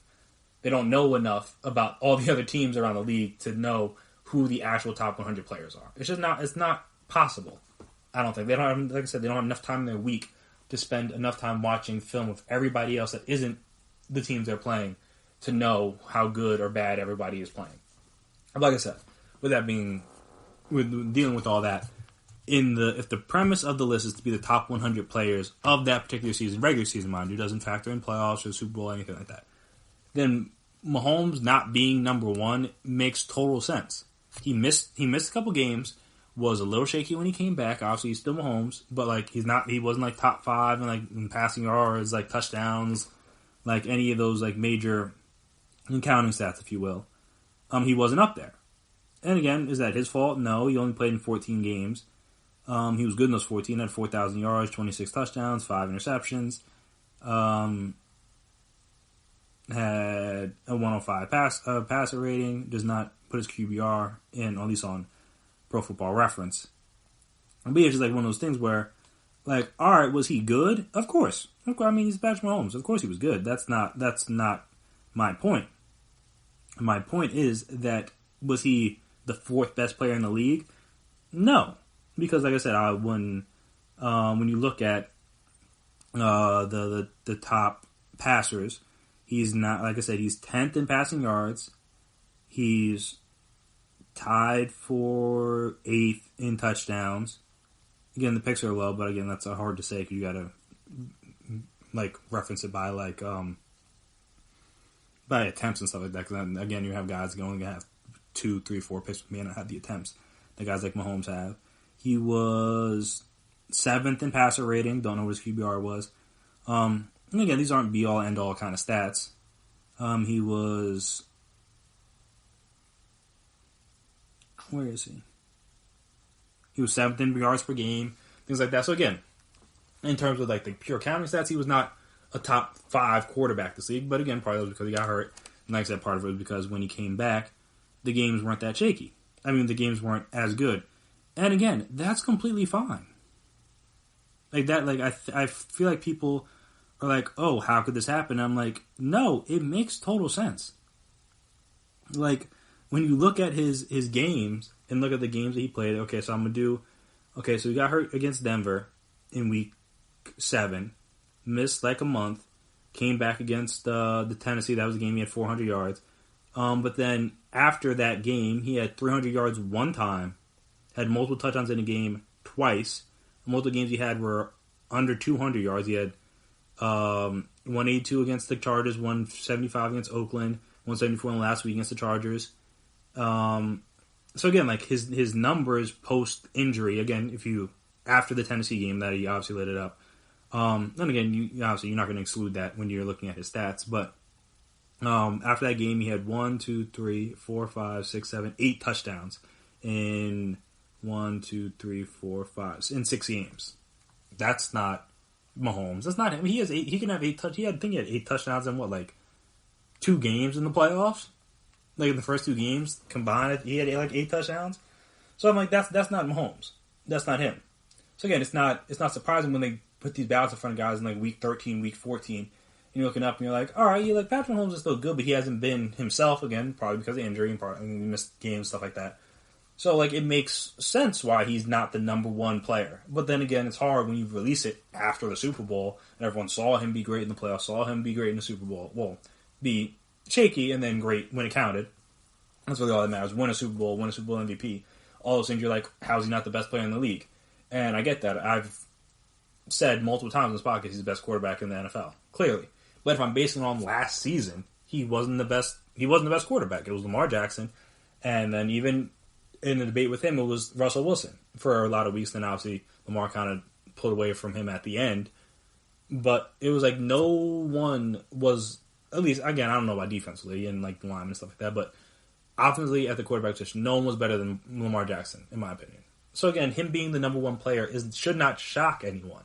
I feel like it did because everyone thinks of it as, because even when you see guys like, oh, I think Aaron Rodgers is too low, like stuff like that, I'm like, and this isn't based on like the 100 most talented players in the NBA. That's not what the list is supposed to be. It's supposed to be the 100 best players in the league that season. And if you're looking at that season, there's no way you could say Lamar was worse than Mahomes in 2019. In the regular season, again, mind you. Because that's the what we're talking about here. In the regular season. Mahomes was not better than him. He just wasn't. It's not his fault. He was injured, he was trying to come back, all that stuff. But again, you can't say that he was better than him. So that's what I'm saying. When people are up in arms about that, I'm like, for why? It makes total sense. If you look at it, like, again, from that lens, and that's how you should be looking at it. It's not the top 100 players, not the top 100 most talented, not the 100 best players. It's like, who were the best players, like in general, best, but it was like, who were the best players that season? And when you look at that, Lamar being the number 1 guy, Russ being number 2, like, those make total sense. Even if you don't think players take it serious, like, those being the top 2 makes sense. That's why you have guys, when you see, like, certain players, you're like, why is this guy so low? It's because he didn't have as good of a season as some other guys last year. And that's fine. Is he more talented than them? Maybe.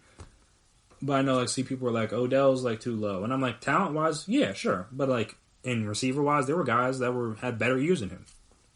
And that's not no knock on Odell. But there was guys that had better years. And you're like, oh, like, Tom Brady's too low, or Aaron Rodgers is too low. Well, Tom Brady isn't too low. He should have been lower. But Aaron Rodgers is too low, things like that. And you're just like, maybe. But, like, also, he wasn't that good last year. Like, and again, if you're just talking about the 100 greatest players or best players, sure, maybe Aaron Rodgers will still be top 10. But in terms of the play on the field last season, no. And I feel like that's okay to say. That we shouldn't be looking at people crazy for being like, how could Lamar Jackson be number one? How's he ahead of Mahomes? How's he ahead of Mahomes? Because again, everyone just remembers the postseason, not remembering that these awards are based on the regular season. I think that a lot of people forget that. Same thing when you see like MVP and you're just like, oh, like it's like that's why they should give out the awards before like they did during the playoffs. So when guys like a Giannis get beat by Kawhi in the playoffs, and everyone's like, oh, how's Giannis? I mean, Giannis still should have been the MVP. But it's like, it looks weird when you know you didn't make the finals. Same thing happened with Dirk, where, I mean, well, let's say it would have been even weirder had he not gotten it in the second round. Like, if he had gotten it, like, after the playoffs were done, it would have looked crazy for him to get eliminated in the first round and win MVP. That's what I'm saying. You just do it closer to the season. That makes more sense. But yeah, like, the list was bad overall. Not trying to defend the list, but just, like, the thought process behind the list is, in my opinion, or at least that's how it should be, is the 100 best players in the league that season. And that's how everyone should look at it. Fans, players, whoever. The 100 best players in the league that season. Not the 100 best players all time, not the 100 best players and greatest players in the league today, most talented, whatever. Who were the best players that season? That's how you should look at it as. So you won't have, like I said, all these guys rated too high, or some of these guys rated too low and not even on the list. Because again, if you're looking at the best players that season, you would think the list would be a little bit different, in my opinion, but who am I? So, speaking of football and things of that nature, the Bills had to do something interesting with their team because they're trying to keep themselves away from having an outbreak. Obviously, we got to talk. I mean, it's more coronavirus stuff.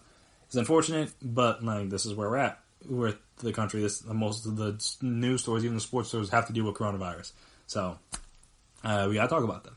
So yeah, the Bills have to do something interesting with their rookies. So I want to talk about that, what they have to do, and also how I think it kind of plays and how they handle that could play out with other teams, and also just how much rookies could be expected to contribute as a whole this season, let alone just on the Bills. So we'll talk about all that right after the break.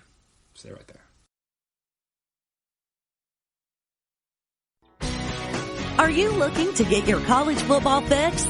Looking to get the latest news on your favorite school's team? The GSMC College Football Podcast is your ticket to all things college football. Join us as we talk college football from the national championship, the college rivalries, the bowl game, to the Heisman Trophy. To which conference is the best? We've got you covered for the Big Ten, SEC, Big 12, the Pac-12, ACC, and everything in between. Download the GSMC College Football Podcast on iTunes, Stitcher, SoundCloud, Google Play, or anywhere you find podcasts. Just type GSMC in the search bar.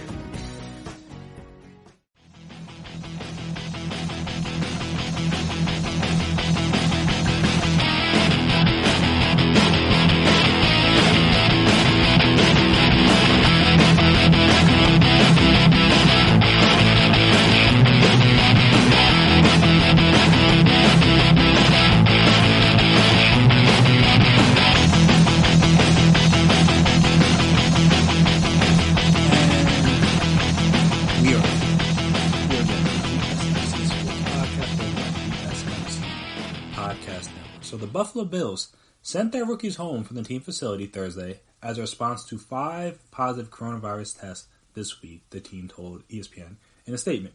Bills defensive backs Dane Jackson and Siran Neal were placed on the NFL's reserve/COVID-19 list Thursday, with a league source telling ESPN that both players tested positive for the coronavirus, leading to the team to decide to conduct the day's meeting virtually.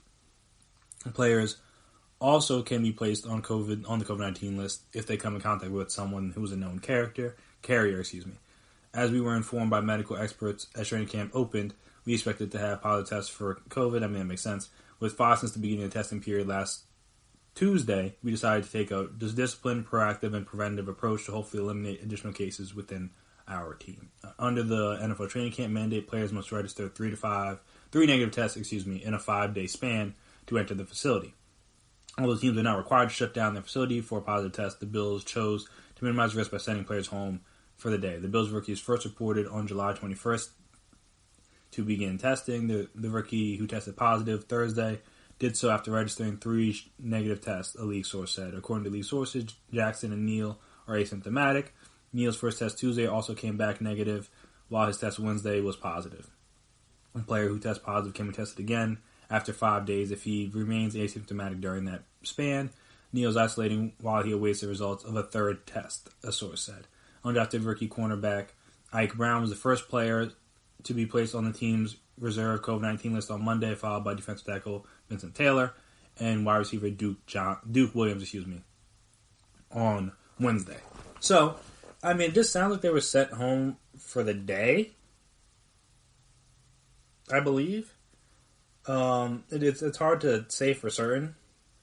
I'm trying to let me get some clarification on that for you guys. I thought they got sent home in general, just don't they don't just show up. But it seemed like they only got sent home for the day, which is still kind of weird. But yeah, I mean, it makes sense when you have a bunch of the rookies, which, I mean, that's also kind of weird. That 5 of their rookies happen to test positive. Just because they all, how do they all catch it? That's were they all hanging out? That's kind of an odd thing that a bunch of, rookies got it. Obviously, since it's easy to spread amongst people if you don't really know, you're not wearing masks, stuff like that. But if like I said, if one guy got it, then having spread it to 4 other rookies is kind of interesting. But yeah, it makes sense that if you're gonna, so like I said, it seems like they just sent them home for the day and held the meetings remotely. Today being Thursday, which, like I said, makes total sense. Just why even risk it? Because you don't know who else might be positive. Again, as you're testing people, more people might come back positive, and like I said, you just want to limit the amount of risk you're exposing these guys to, especially since not everybody's even there yet. So as more people start to show up, the rookies are usually the first ones to report. So as more people start to show up, you don't want to risk them or any of the other rookies potentially passing it on to other players, different things like that. So like I said, smart for them on the Bills to just send them home. Like I said, it's not the biggest deal. It's definitely not a good thing. Even though, like I said, I think a couple of them were asymptomatic, which is good. Though, with that being said, it seems like people that were asymptomatic can get it again. Or even I don't know if you have to be asymptomatic. I think you can. It seems like people can actually get it twice. Not test positive twice, actually get it twice. And sometimes the second time is worse than the first time. Because I was reading up on antibodies and stuff. It seems like there are a lot of different ways. First off, it seems like the antibodies kind of go away after a certain period of time, which is already a bad thing. But also, I think if you could get it, and maybe not get it bad enough to where your body has to fight it off, so it doesn't develop the antibodies for it, which in theory makes sense because your body doesn't know it needs to fight something off until it needs to fight something off. You would think. Again, I don't know, and that's the understanding how anatomy, by the biology and everything about it. And all the science and stuff like that. But in my mind, when understanding kind of what antibodies and the T cells and different things do, if they're meant to fight off diseases, and you have a disease but you don't present any symptoms, so there's nothing for you to fight off, why would you develop any antibodies for it? Because then, like I said, there's nothing for your body to fight off. You're just positive of disease. But like I said, if you don't have any symptoms or anything that causes your cells or your different things to be hey, we need to go combat this so we don't so then we can get rid of this. That doesn't happen. And then it's yeah, okay, it makes sense. So yeah, hopefully that doesn't happen with any of these asymptomatic guys, not just with the Bills, but all over the NFL and all over the sports leagues, is that they come back asymptomatic, they don't have it that bad, but they end up potentially getting it again. because that would be a disaster. But yeah, like I said, good on the Bills to just like be precaution. We'll take precaution, just like send everybody home. It's like it's not worth it for today. And again, I think this is smart as they wait more tests to come back to see like is it worth having the rookies come back and continue to do stuff in the building. Because if it's not, then I mean they already been doing stuff remotely all off season. So like what's a few more days? Like that's not really that strange to me. But like I said, with this all happening amongst the rookies, it got me thinking of how the league's going to handle this or the team's going to handle this when it happens in a position group or in a position room or something like that. Like if, like, so say I know, just for example, I know Lane Johnson for the Eagles tested positive. Apparently he feels fine and everything, which is great, but like he tested positive. Now imagine he like had come in. That was the thing because they pointed that out on the article. Like these guys tested negative, and then they tested positive. So like again, could be a false positive, but also like with the disease, you can test negative leading up to it and then test positive. All negative test means is that you don't have it at the time when you get tested. So like I said, that doesn't mean you don't have it at all. It just means you don't have it at the time you got tested, or you didn't get it after you got tested. So let's say just because you can test negative one day, 2 days later you can test positive. Like that's not.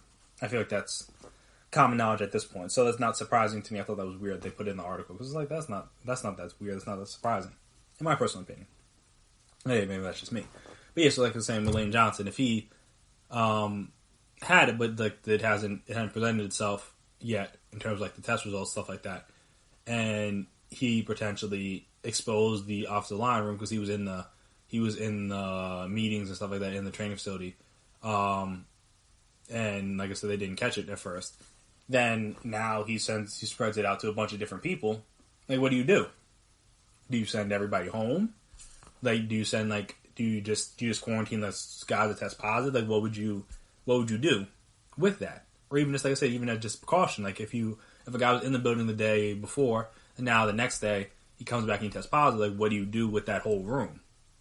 Because in theory, it seems like, hey, I mean, they're probably wearing masks, stuff, social distancing, so you would think, like, all right, you probably don't need to, but it's like, as a precaution, should you? It's a fair question. Like, did the Bills need to send all their rookies home? Probably not, but it's like, all right, if 5 of you have it, let me just make sure none of the rest of you have it before we start letting you back in the building. It's smart on their part. Like I said, it'll be interesting to see how that plays out, because, like I said, one guy touches it, kind of like the Marlins thing. Somebody caught, I don't know if it was one guy, 2 guys, how many other guys, caught at the same time, they spread it to almost 20 different people within the organization. Just because they were hanging out around each other for a few days. And so that same thing could potentially happen, not even just like in position. I mean, now you're doing a lot of like, you're doing a lot of no like pad stuff. Like I mean, well, first of all, not even that many people are in the building because they still got to do all the negative tests and things like that. But if you are in the building, which are mainly just rookies and stuff like that, you're doing like a lot of like classroom work, installs. You're doing a lot of like maybe like light field work. You're not doing anything like with the whole team yet at this point because again, not everybody's even there yet. So, like I said, what do you do in the event that you have a positive test within your team? Again, it was this person that was in the building the day before. And again, do you just quarantine them? Do you just quarantine people you think they might have been around? Do you quarantine their whole position group? Because then that could be a disaster if that happens. Like you could have a whole, like I said, with the Eagles, for example, if you had like the entire offensive line just like gone for a week, like how do you practice? Like you just run 7-on-7s and 1-on-1s the entire time? I mean, you could, but it would be weird, in my opinion. Like similar thing, like if you have like the corners, like if there was an outbreak in the cornerback room, like now you can't. Now you just like again, you're just doing offensive line work, working on the running game, stuff like that. Still, like I mean, corners and safety still matter in the running game. Like that would just be strange. But again, this is something that I think teams are gonna have to consider when it comes to stuff like this because we don't really know who or how bad it's gonna hit the NFL yet.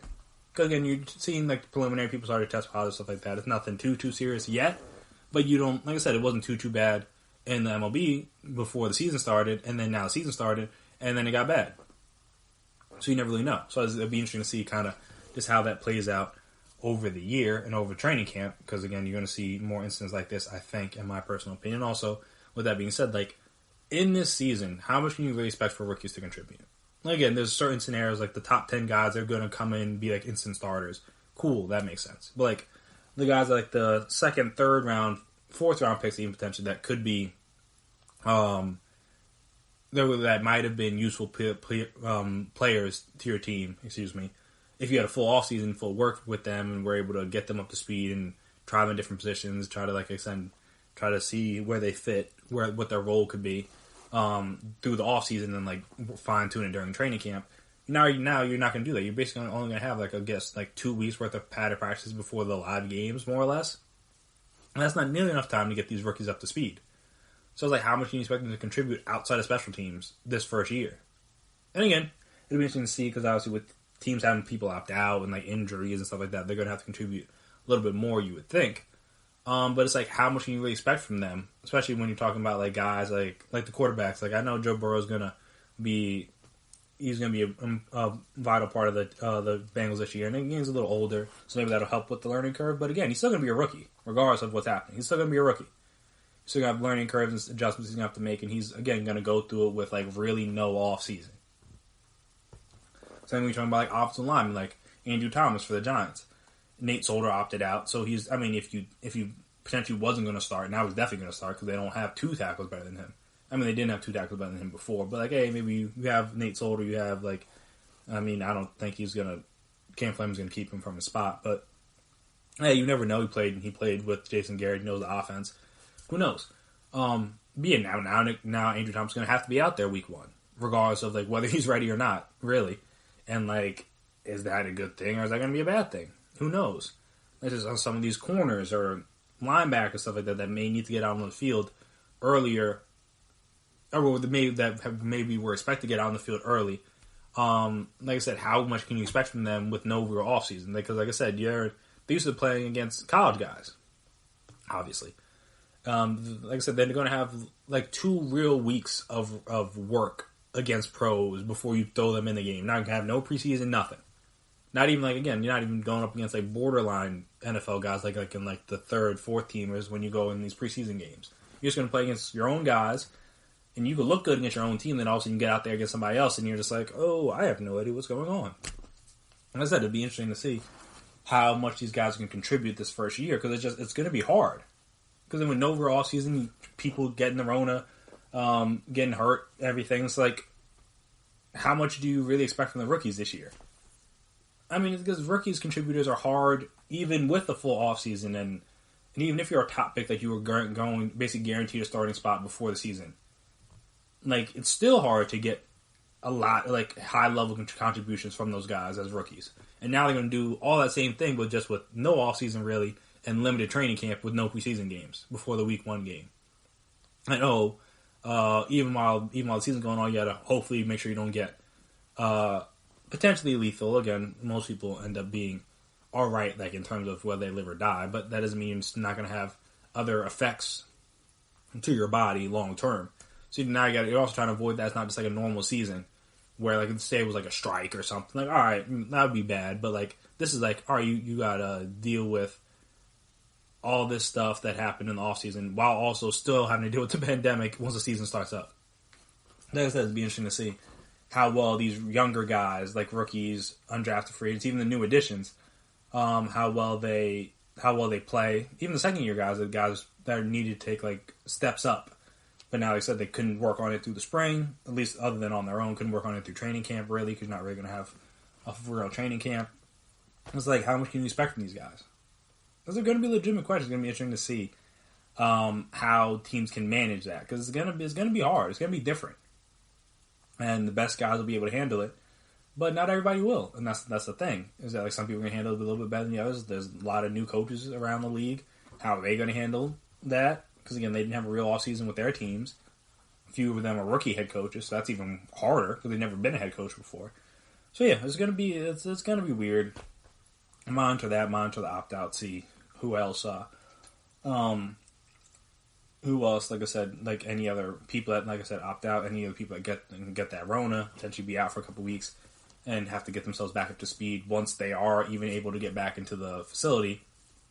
But yeah, it's going to be interesting. And then again, like later on down the line, we'll talk about some of the rookies I think could. I know we kind of maybe already touched on this a little bit, but honestly, now in the post-Rona world and knowing like guys that are in, guys that are out, guys that are injured, stuff like that, you'll have a better idea of who, as a young guy, is going to have a more vital role heading into the season. So we'll talk about those guys in time of I think they're due.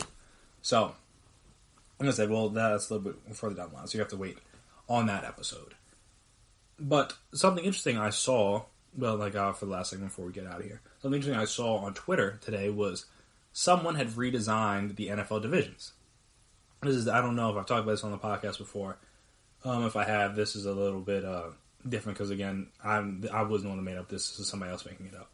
But this is an interesting thing that I've thought about many times. Because I'm like, there's certain teams, I'm like, how are they in this division with a bunch of teams that are located nowhere near them? Cough, cough, Dallas Cowboys.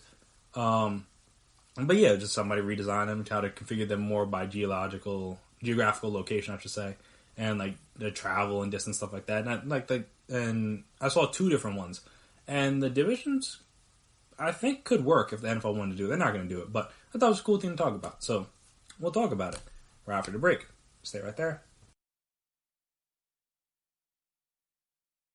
Check out the show built around the women of MMA. From the UFC, Invicta FC, Bellator, and One Championship. We got the fights covered. It's the Golden State Media Concepts Women's MMA Podcast. The latest news of upcoming fights, discussions of previous matches. Join us as we talk to and about the biggest names in women's mixed martial arts. Past, present, and future. When it's the women's fight game, you know where to listen to. The Golden State Media Concepts Women's MMA Podcast.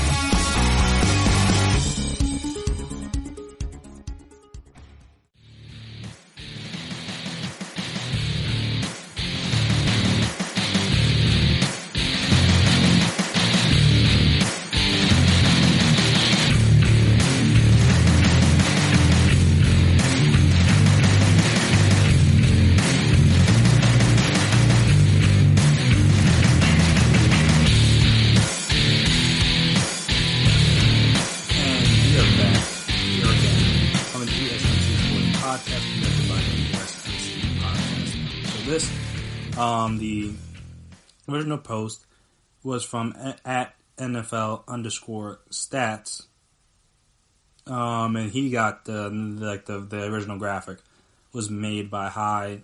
My name is Seaton. I guess he works with Dan Patrick's show. So again, these are all credit to them, but this one doesn't have like the actual division, like who would be the AFC or NFC, stuff like that, but it just groups the teams by differently. Again, mainly by region and by limiting the amount of travel you would think they'd have to do. So in the North, or presumably the AFC East, you would have the Bills, Giants, Jets, and Patriots. And actually, before I get into this, I want to say it is kind of weird how they do this, because like in basketball, all the teams are located like geographically. Like, and you have the Eastern Conference, the Western Conference, so you're only playing teams. I mean, you're mainly playing teams on the East Coast or on the West Coast. So that limits travel to a degree. And also, when you look at the separate divisions, it's like the Atlantic, or like the Southeast, or like the Southwest, or like the Pacific, North to West, or whatever. Like everything's kind of like grouped. Like all the divisions are grouped geographically. Like when you look at, like I'm trying to see if you look at the standings. Here, if it breaks it down, does it break it down by division? Yeah, it does. So you got the Atlantic Division, Central, and Southeast, all teams located near each other. You got the Northwest, which only team that's kind of out of luck in the Northwest, I think, is Utah. I don't know. Listen, my geography, not great. I blame the public school system. Not my fault. You got the Pacific, which is basically all the Cali teams plus Phoenix. Then you got the Southwest, which is like the Texas teams plus New Orleans and Memphis. Again, like the division there makes the most sense. Again, not everything's gonna be perfect. Like the Northwest includes OKC. I think that's the one that's really bad. OKC, but they used to be Seattle. So, like, all right, when it was Seattle, it made perfect sense. But then they changed to OKC, and it's like, all right, well, we're not going to move divisions. You could have. You could move them to what? You could have moved them to... That's a good question. Because it would make... Southwest makes the most sense. But I'm like, then who else? Then who do you kick out? Like, you'd have to, like, move some teams around East and West. That's why I think it was just easier to just do it like that. Because it'd be too complicated. I really have 6 teams that should be in the Southwest, honestly. Because, I guess, well, you could maybe move... I really don't know. There's really no good answer for that. Honestly. There really isn't. I guess I don't really know where Toronto's located, like, east or west. So maybe you could slide Toronto into, like, the northwest. And then, slide Toronto to northwest. Move, like, New Orleans to, like, the east. Because weren't they in the east before? Yeah, I think they were in the east before. So just move them back to the east. Move them back to the southeast. Moved Washington to the Atlantic. Because, again, that makes some sense. Because you got the New York teams, Boston, and Philly. Washington, D.C. is closer to them than it is to Miami or Orlando. Or Atlanta. So do that, and then, again, you can move OKC to the Southwest. That's not what this topic was. It was about the NFL. But, again, I just redid the NBA thing, because that wasn't that hard to do. So the way they grouped it, like I said, the first one, which I presume would be the AFC West, is, AFC East, is Giants, Jets, Bills, Patriots. Makes sense. You have 3 New York teams plus the only other team in that region, which is the New England Patriots. And then I think you got the NFC East, I presume, which would be Eagles, Steelers, Ravens, Washington. So, again, it makes sense. You got the two Pennsylvania teams, 2 Maryland teams. Even though, again, technically Washington says Washington, they play in Landover. It's weird like that, but it is what it is. And then I guess you got AFC North would be Colts, Bengals, Cleveland, and the Lions. That one's a little bit weirder. Obviously, you can still have this because, again, you got 2 teams from completely separate divisions. Then obviously you have 2 teams from the normal division. But again, make it a little bit more interesting. Because, again, the Colts being in the AFC South makes a little sense. Just like the Cowboys being in the NFC East. It makes very little sense. I don't know how they ever came up with that. But they did. So, hey, it is what it is. But yeah, that's just kind of odd to me. Even the Chiefs being in the AFC West when they're related in the middle of the country is like kind of odd. Which is why I think in this one they'd be in either the AFC or the NFC South, whichever one you wanted to put it. So it'd be Chiefs, Titans, Panthers, Falcons. Again, interesting division. Then the other South team, whether AFC, NFC, whatever you want to call it, would be Saints, Bucks, Dolphins. And Jaguars. The Dolphins being in the AFC East is also kind of weird when all the other 3 teams are in the Northeast. Then you have 1 team down in Miami. Again, you could have configured it that a different way. But again, teach their own. But yeah, you do that. I guess the AFC West, I guess could be the Raiders, Cardinals, Texans, and then Cowboys. Makes sense. Got the Texas rivalry. You got now Arizona, Las Vegas. And you got break time franchise in the Raiders and the Cowboys. Like it makes some sense. The NFC North, I should say, would be basically the same. It's Vikings, Packers, Chiefs. I mean, not Chiefs. Well, it is Chiefs, but I meant to say Vikings, Packers, Bears, and then the Chiefs. So again, you take the 3 NFC North teams, add in the Chiefs. I mean, that'd be interesting. Again, get 2 games of Aaron Rodgers and Patrick Mahomes every year. 2 games of Patrick Mahomes versus that Bears defense every year. I wouldn't be mad at it. And then the last division, the NFC West, I would presume, it's basically the same. It's Seahawks, Niners, Rams, then like you add in the Chargers. So when you look at it just geographically, does it make sense? Yes. Do you, like the AFC, if you want to call it the AFC West, potentially, that's the only real division where none of the teams really have a connection to each other. Because obviously the Raiders, Cardinals, Texans, and Dallas all come from different divisions. So that's the only division, like I said, where you don't have at least 2 teams from the same division in that to kind of hold the division together. Because at least they have that rivalry built up, and then you can build on other rivalries based on like bragging rights over the state or bragging rights over a location. Like I said, you got 3 teams in the if you're doing like the NFC or AFC South, whatever you want to call it. You got 3 teams in the Jaguars, Tampa, and Miami, all fighting for who's the best team in Florida. That makes sense. You got, like I said, you got 3 teams in New York, 2 in New Jersey, but 3 teams in New York, quote unquote, who's the best team in New York. You got 2 teams in Pennsylvania, who's the best team in Pennsylvania. 2 teams in Maryland, who's the best team in Maryland. No, what else? You got 3 teams in California. Like I said, you kind of already have the Niners and the Rams doing it, but now you have the Chargers. Like, all right, who's the best team in California? Like I said, it could just it's not a simple fix, and it's never going to happen with the NFL because again, they're traditional. They're not going to want to change things up. But just like reconfiguring divisions would not be that difficult, in my opinion. I mean, you still play all the same. Like again, you don't play every team, but you still play these rivalry games. It just would happen less. Okay, instead of like every year, like instead of Cowboys playing the Giants or the Eagles every year, it already happens every like 4 years if they're in different conferences, or it could happen every couple years, like depending on like how the schedule works. I like again, the games wouldn't be gone forever; you would still play them, but now it'd just be more. It'd also be more meaningful because you only play them once. Now you don't have a chance to get them back. Now just like all right, I play you once, and if we win, cool, then we're the victor, and if we lose, then you have to wait until a few years that you got to sit with that loss. I don't know. It could be kind of interesting. So yeah, that was the first one, and then there was another one I saw that kind of did the same way, but just like listed out the divisions a little bit differently. So I'm going to say the AFC East was still the same, and with Bills, Patriots, Giants, Jets. The AFC South was still the same, if you want to call it that. Oh, I think actually, were all these the same? Hold on. Let me double check to make sure anything different. Okay, they did change up one thing. The AFC West is a little bit different. Because they put the Texans in the South.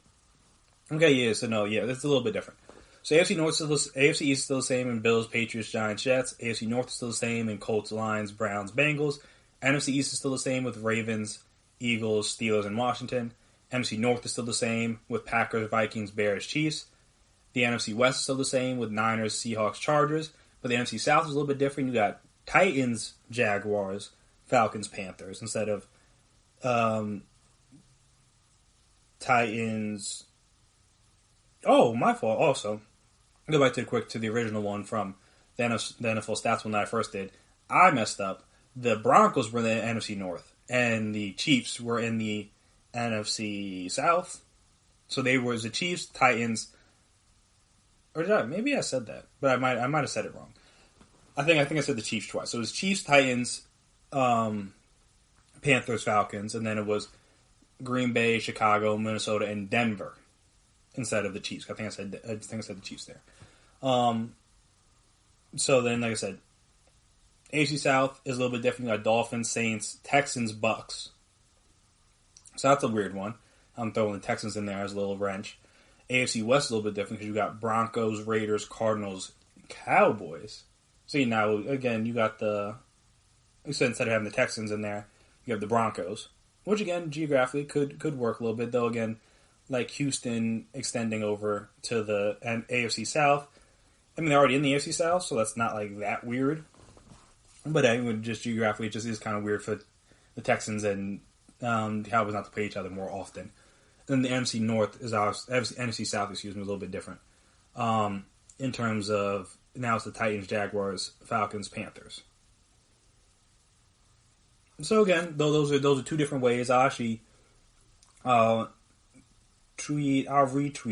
I think I retweeted the first tweet on the GSMC Sports Twitter page, which you should be following. But if I didn't, I will do that tonight, so you'll have it, so you'll see it by the morning, and I'll retweet the other one as well. Or like I'll tweet out the screenshot of the graphic and like credit the person as well. So just again, so you guys can see it. So like if I explained it weird or you didn't understand it, and then you could just like get it that way. But like I said, the changing of divisions I think is like again not an ideal that the NFL would ever consider or do. But it's this interesting thing to think about because it's like it's just weird how the teams are configured. In my personal opinion, again, maybe you think it's perfectly fine. You have no qualms whether you think everything's okay. But like I said, in my personal opinion, just like the fact that certain teams are located in certain areas of the country, but then play teams from a completely separate area of the country. Like Kansas City is very much in the middle of the country. And they play in the West. Dallas in the middle of the country, the Midwest, if you want to call it that. And they play all teams from the East Coast. Kind of strange. Like I said, Miami is in the South. It's still in the East Coast, but still in the South. And they play all teams from up north. Again, a little weird. Indianapolis, same things. They're mainly, I don't know if you want to call them the North. They're more like they're kind of like a Midwest team as well. I guess Texas is more Southwest, not Midwest. But they're like a Midwest team. Like they're right under Wisconsin.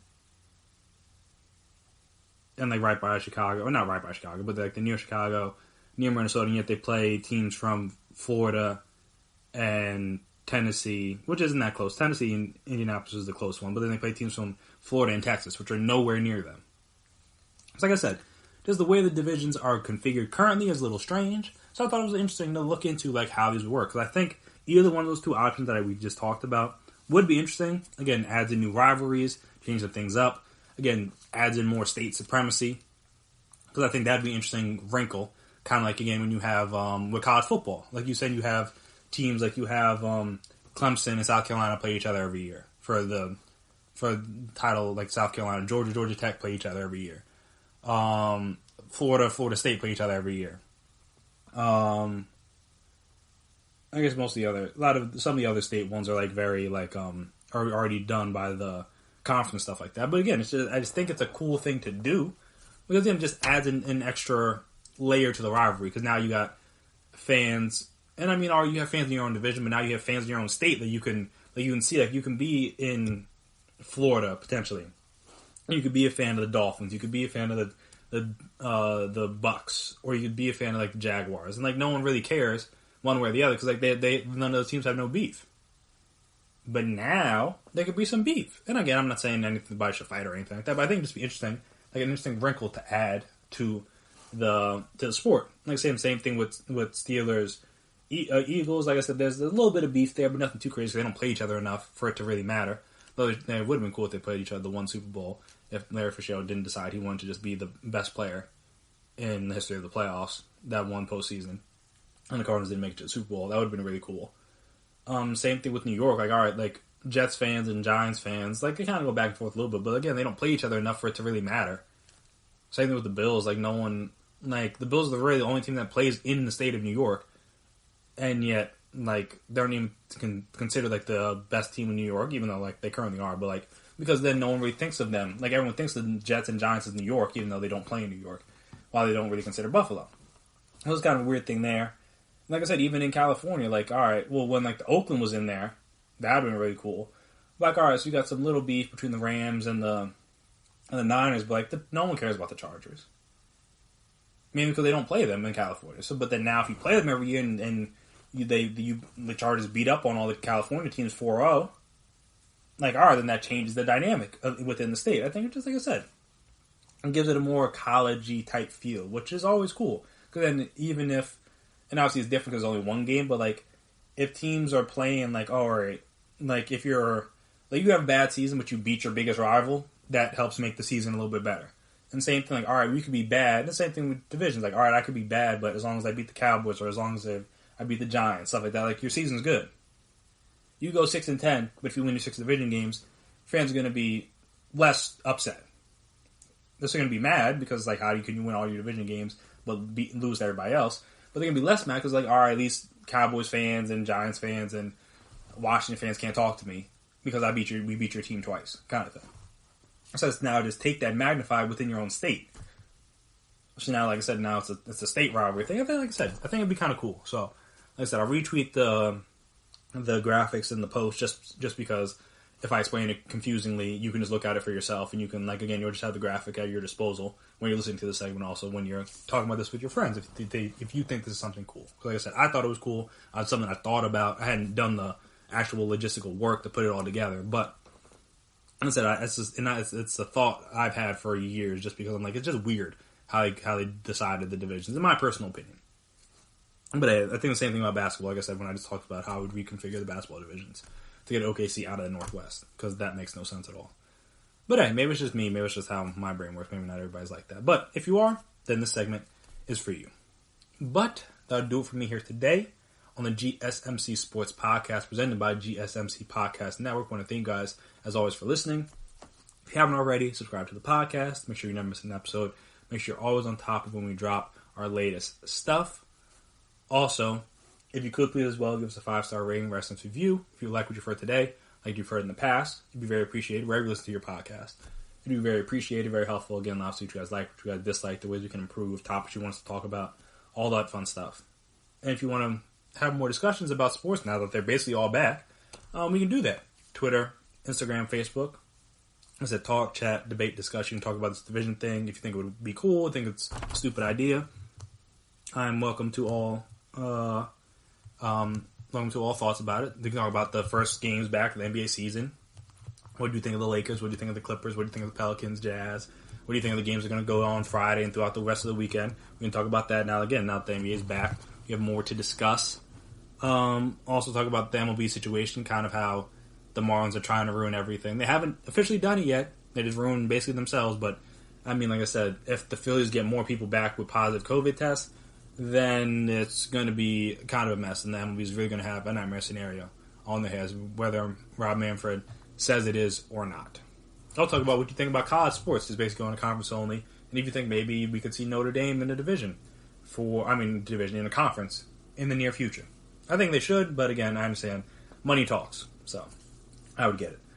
But yeah, we can talk about all that stuff, so reach out to us on social media. And before I get out of here, again, I want to shout out all the essential workers.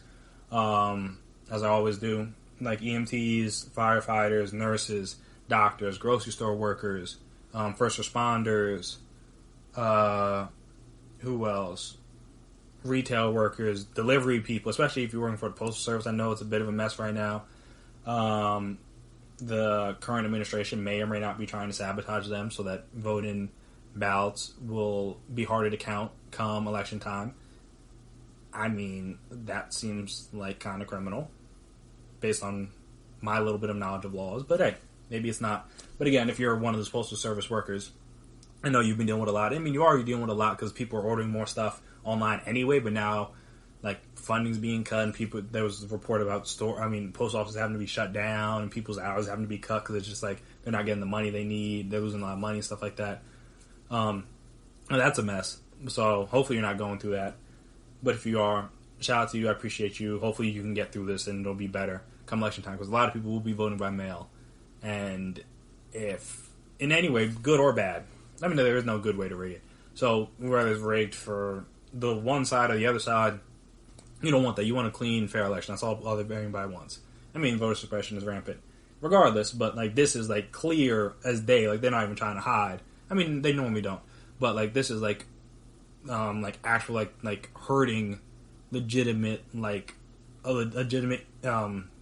essential service in our country. The postal service is very much essential, obviously, and it's needed because people need mail every day. And if you're sabotaging them, you're not just hurting the election; you're hurting like literally every other aspect of the postal service. That's not right, in my opinion. But again, this administration does a lot of what they want, so we'll see if anybody checks them on that.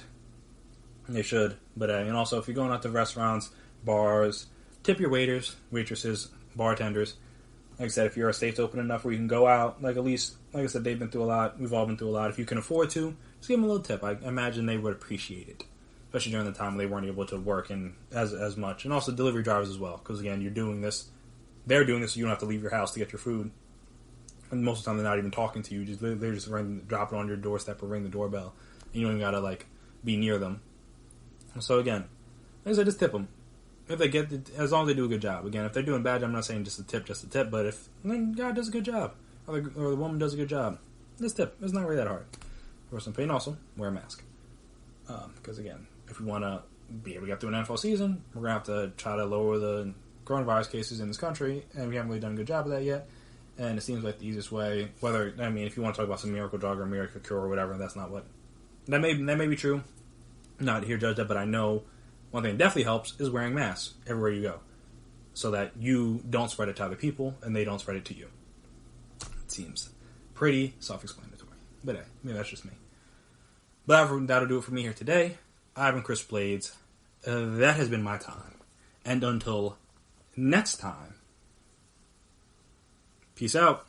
You've been listening to the Golden State Media Concepts Sports Podcast, part of the Golden State Media Concepts Podcast Network. You can find this show and others like it at www.gsmcpodcast.com. Download our podcast on iTunes, Stitcher, SoundCloud, and Google Play. Just type in GSMC to find all the shows from the Golden State Media Concepts Podcast Network, from movies to music, from sports to entertainment, and even weird news. You can also follow us on Twitter and on Facebook. Thank you, and we hope you have enjoyed today's program.